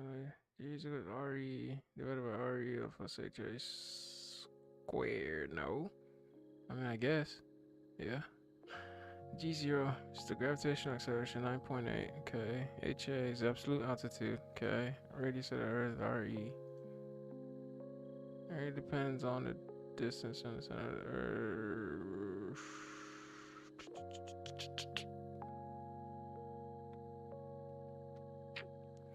It depends on the distance from the center of Earth, not just how you are from the ground.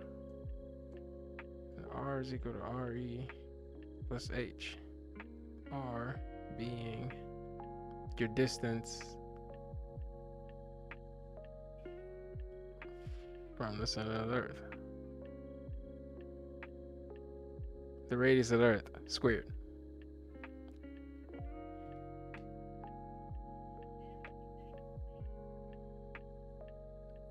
I told you he's probably gone.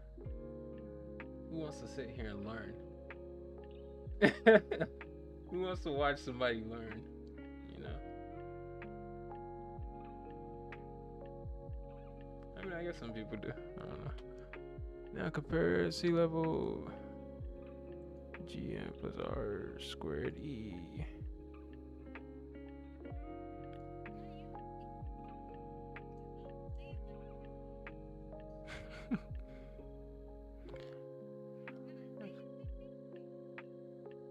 Plus HA, you get G. Okay, the radius of the Earth plus. Okay, so it's just super specific gravitational acceleration.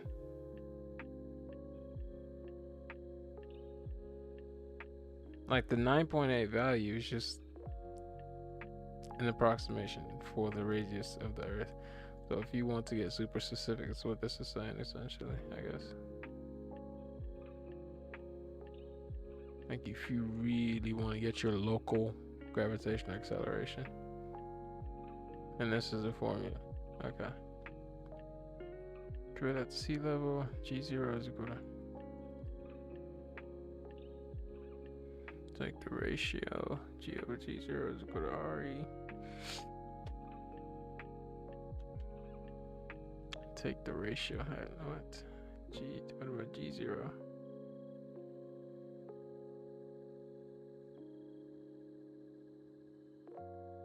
G0 is equal to GM, or take the ratio G, that's be G divided by GM. GMs will cancel out, and then it becomes RE. R squared E over RE plus HA squared. Pull out the square from the whole thing. Okay. Multiply both sides by G0, and you get G is equal to G0 times. Okay. This formula lets you calculate how gravity weakens as you go higher. Useful how to do plot satellites, etc. Understand why gravity in Leo is about 90% of surface gravity. It's not 0. Okay. So this is the formula for local gravitational acceleration, I guess. Above, I think he said 300,000 feet, 100,000 feet. Yeah. Insignificant below 100,000 feet. Okay.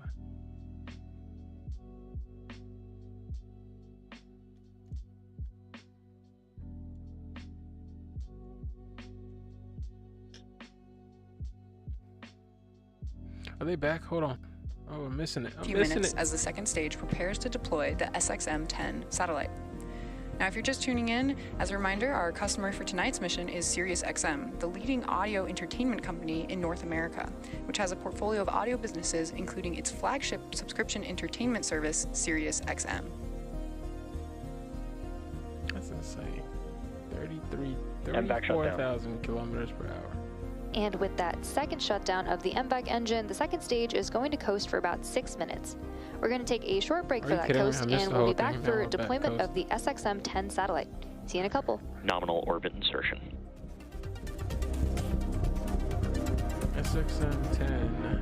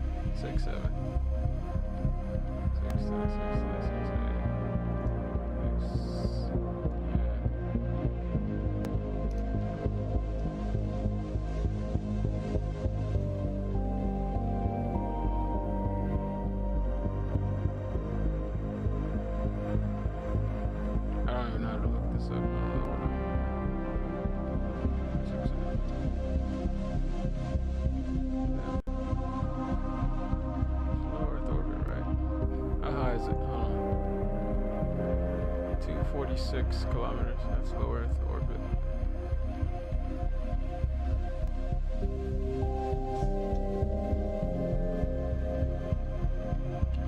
Uh-oh.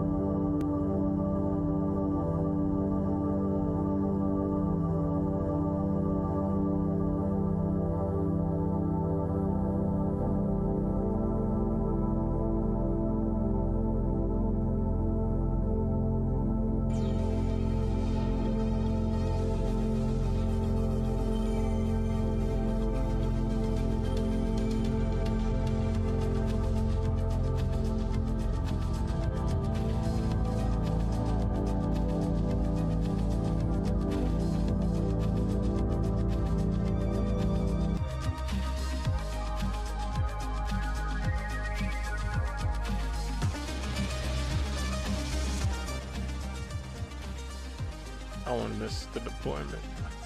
I'm gonna leave the sound on. Alright.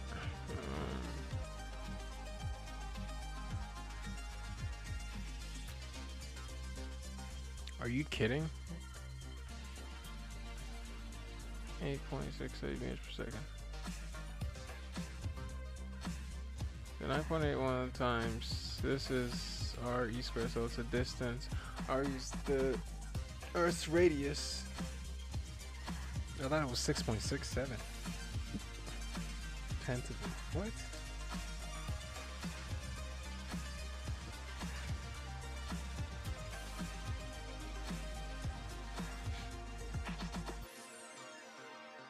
Oh no, I'm thinking of the mass. Never mind.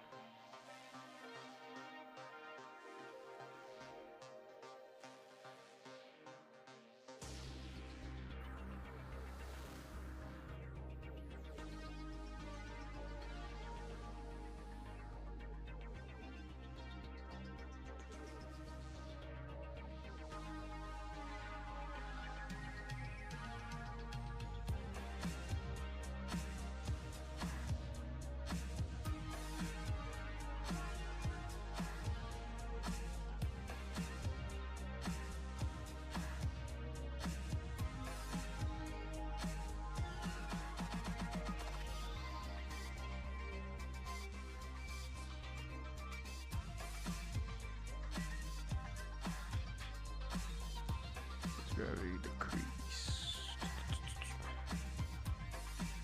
The Earth's radius divided by the Earth's radius plus essentially the height above the absolute altitude, which is the height above from the core so the radius of the Earth plus your geometric altitude. All right.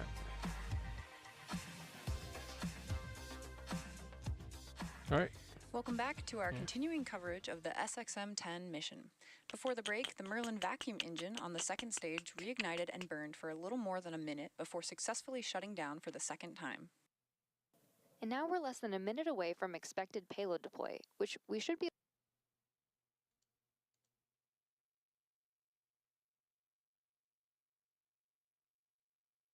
satellite joining SiriusXM's fleet, following up the SXM-9 satellite, which was launched by SpaceX 6 months ago.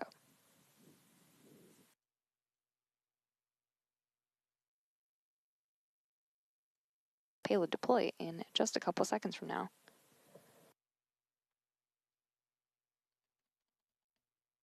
What time is it? I gotta go to sleep. Huh? Sirius XM-10 Yeah, payload Katy deploy Perry. confirmed. And we just heard the call, and there you can see successful deployment of the SXM-10 geostationary communications satellite. Incredible view there.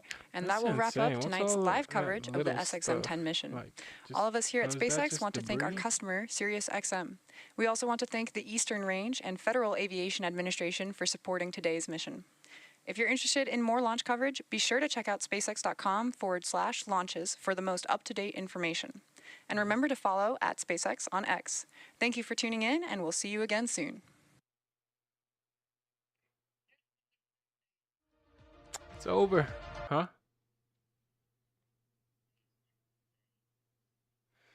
30 more minutes, and I'm getting off at 1. I go to sleep.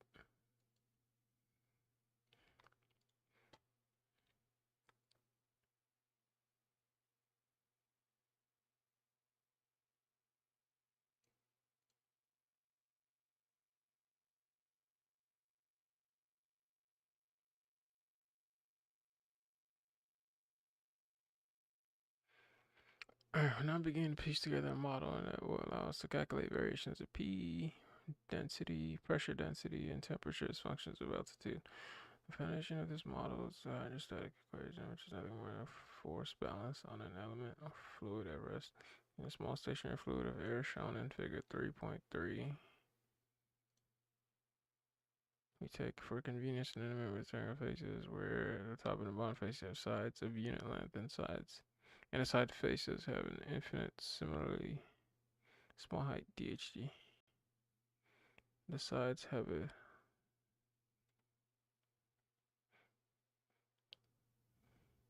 top and bottom. Faces have sides of unit length. So the unit vectors, which we just learned today, 0, 1, and 1, 0, in the x and, well, in this case, not the x and y direction, but whatever, in the p direction. And on top of it, and the side faces have an infinite similarity DHG. Change, infinitely small change in how do I forget the word? Geo. Jesus. Geographic altitude? Geometric altitude. On the bottom phase, the pressure is felt, which gives an upward rise to an upward force of P times 1 times 1. On the bottom face, the pressure is felt, so it rises P times 1 times 1. What? On the bottom face, the pressure P is felt, which gives rise to an upward force of P times 1 times 1.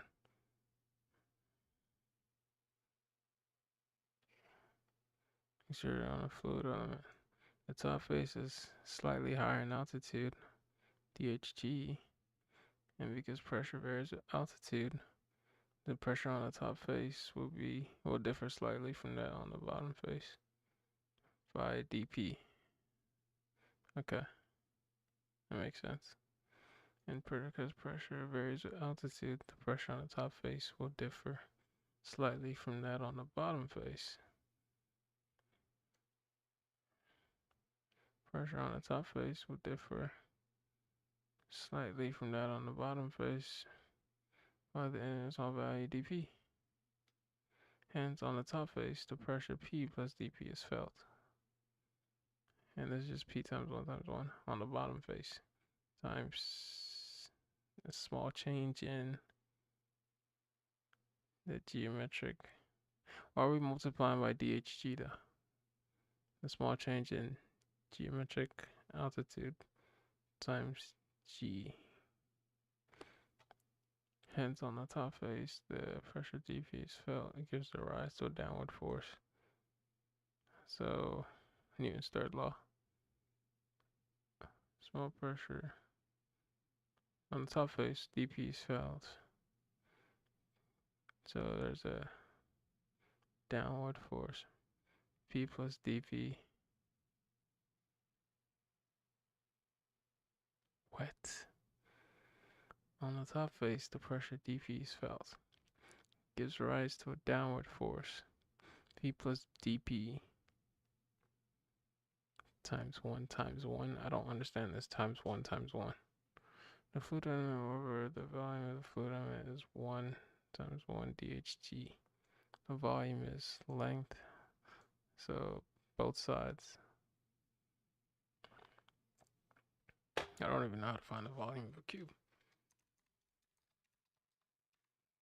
It's just area. I mean, it's not area. It's mass. What's mass? It's length times width times height. That'll be your volume, right? Or in this case, a cubed, because it's a cube and all the sides are equal. So a cubed works, but length times width times height, which are all the same in the case of a cube. What if we had a cylinder? It'd be length, it'd be width times height for a cylinder, right? Nope. Hold on, bro. R squared. Well, yeah, width, diameter, same thing, times height. Why is there pi? Because it's a circle. Bro, I need to go to area times height.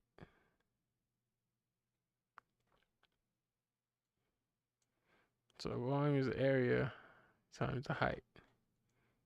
In this case, the area of a square is base times height, right?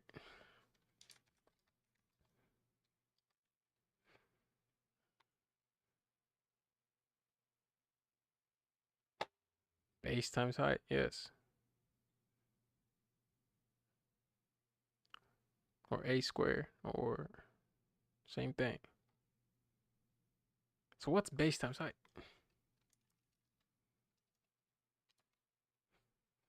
That's the area of a square, isn't it? 1/2 base times height. It's the area of a triangle because it's half of a square. So a whole square is just technically base times height. Same thing.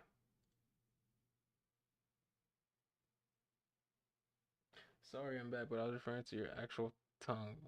Are you saying you like my tongue?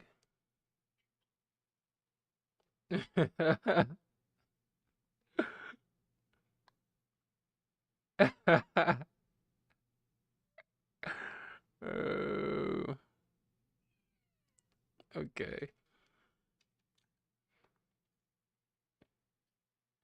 How am I supposed to respond to that, Deborah? Huh?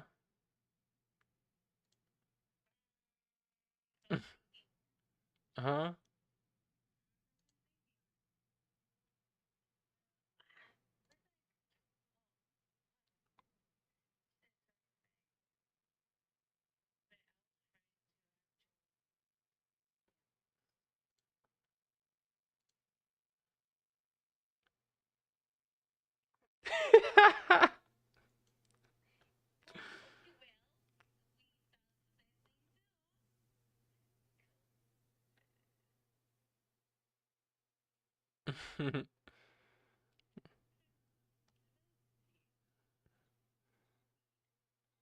It's the internet.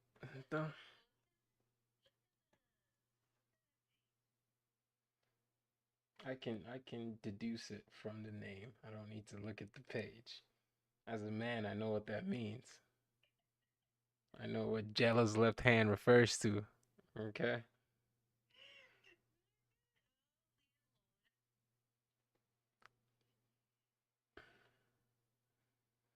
I can deduce that, ma'am.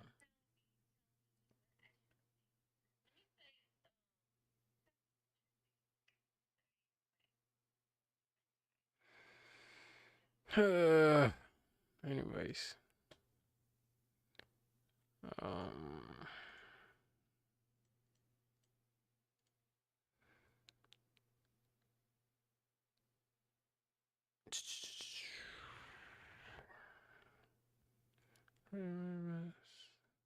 Or the volume of the fluid element is, well, area.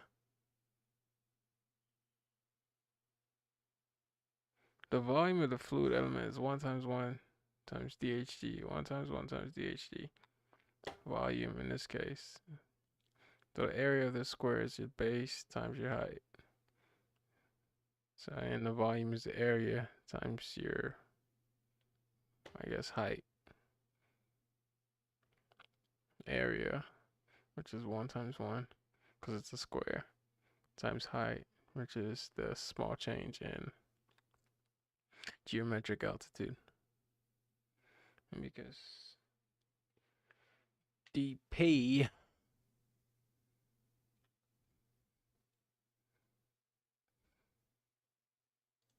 is P, and because P is mass per unit volume, or rather the rho, my bad, because density is the mass per unit volume. The mass of the fluid in the element is simply density mass per unit volume.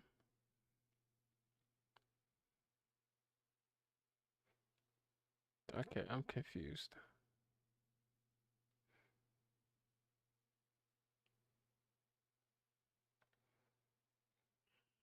Jesus Christ. Okay, hold on.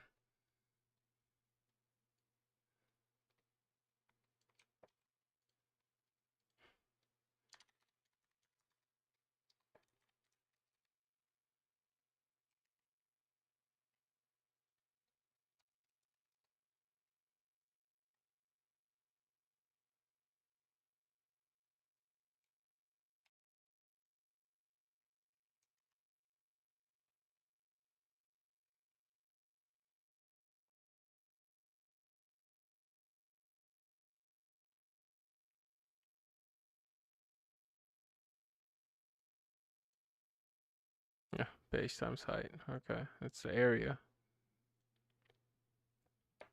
Because it's a square. Height, still a tiny bit. DHG, Small change in altitude. Okay. Forces act on this block. The pressure on the bottom pushes up. Forces the pressure. Force is just equal to mass. Oh no, that's Newton's second law. Force is mass per area, right? Mass. No. Mass per area, right?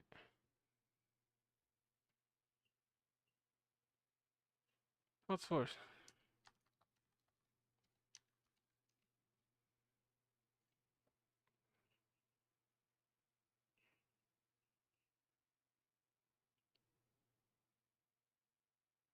Not mass times acceleration. Mass per area, right? Bro.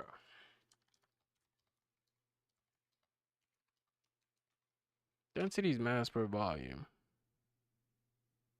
Force is mass per area. Or am I stupid?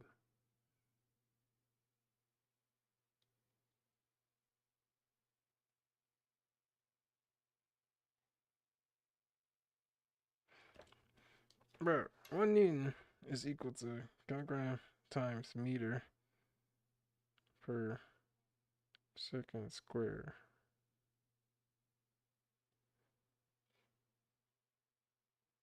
Kilograms of mass. So mass times distance over time.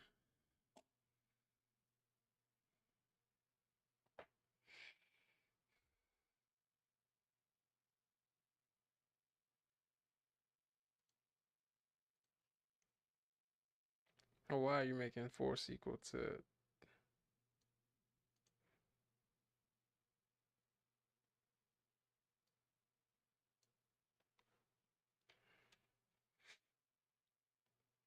times the area? Force is pressure. Okay, hold on.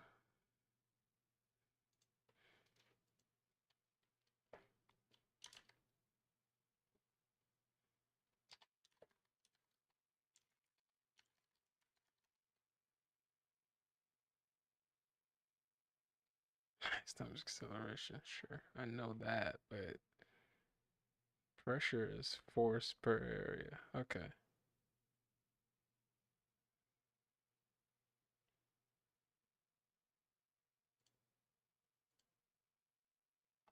I lost my chat. Pressure is force per area.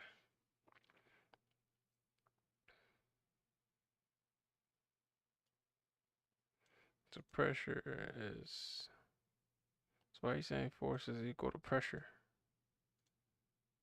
Pressure per area. Well, the area is one. So pressure times one is just pressure. So force is pressure per area. Not per area. Pressure times area. Okay. And the bottom pushes back up. P. The pressure on top is slightly less since we're higher up. Force is equal to yeah. Force, rather the pressure plus the small change in pressure. So the total pressure on top times the area, which is just the total pressure on top pushes down. Newton's third law. Weight of the block pulls down. So 1 times 1 is times the area times the geometric altitude.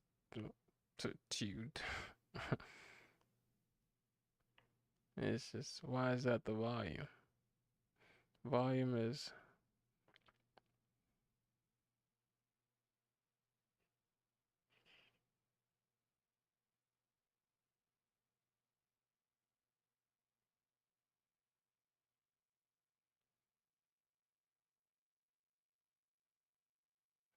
Where's my paper?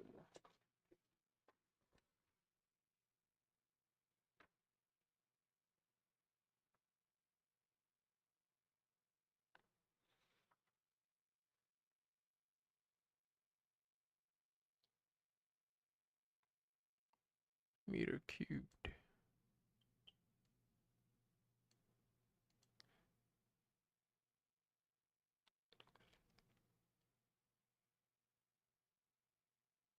In 3 dimensions, essentially. Your distance in 3 dimensions. So volume is area times change in length times width times height, essentially.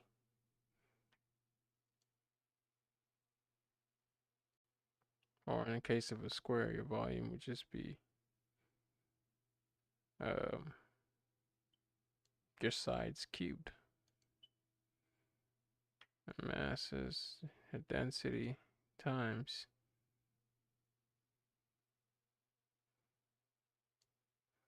geometric altitude. Why? Density is mass per volume. And your geometric altitude is equal to your volume. So those will cancel out. And just give you your mass, okay? And weight is equal to mass, which is just P times dHg and times gravity. So mass times gravity is weight. Force balance, pressure, gradient, spin, since the block isn't moving, upward forces go downward forces. P is equal to P plus dP plus PG times dJ.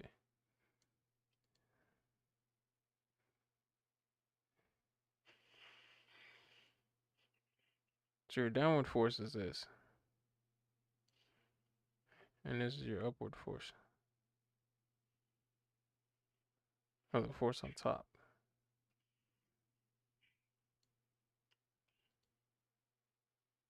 So your pressure, which is your force. Pressure is your force per area.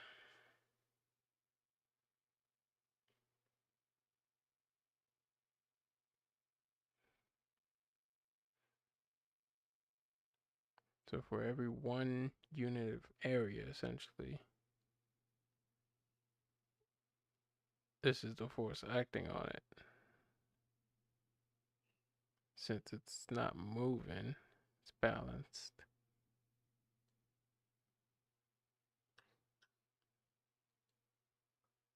It's dP, small change in pressure, is equal to, okay. I mean, as you go up, pressure drops. Right, that drop depends on density and gravity. Sure. Thus, any fluid or density, for example, water in the ocean as well as in the air. Yeah, it's just a differential equation. This relates to an infinitely small change in pressure dP to a corresponding infinite small change in altitude. When differentiate dP and dHg are differentials.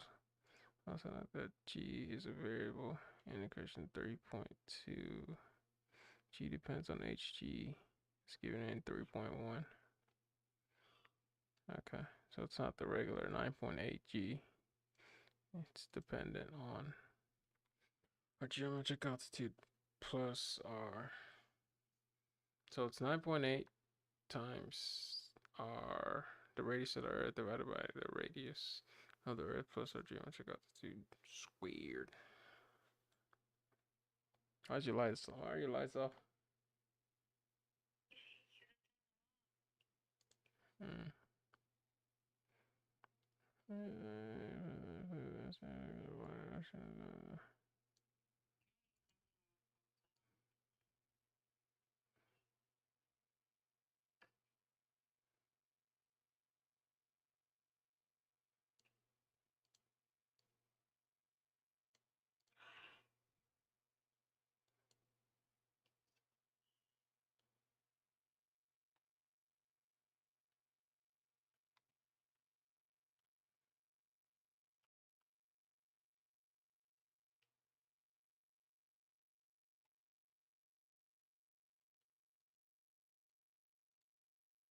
DG 0DH.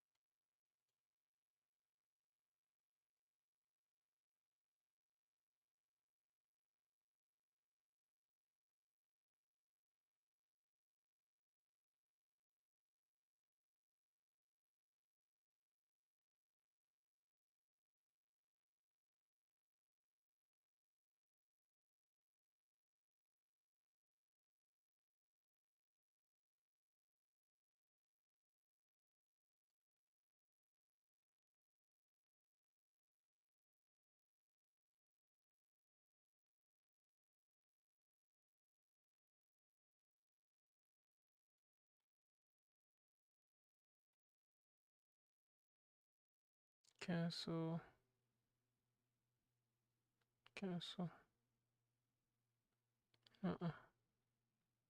G0 over G. P's will cancel. G0 over G. DH. G over DH. Sure.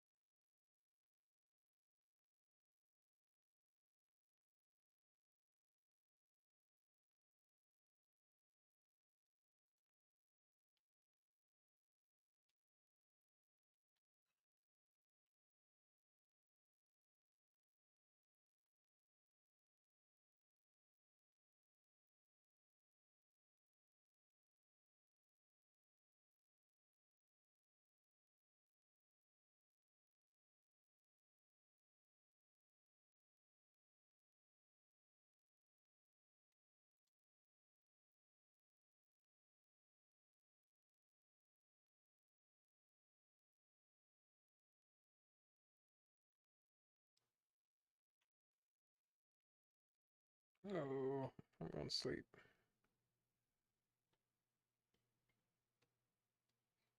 It's bedtime.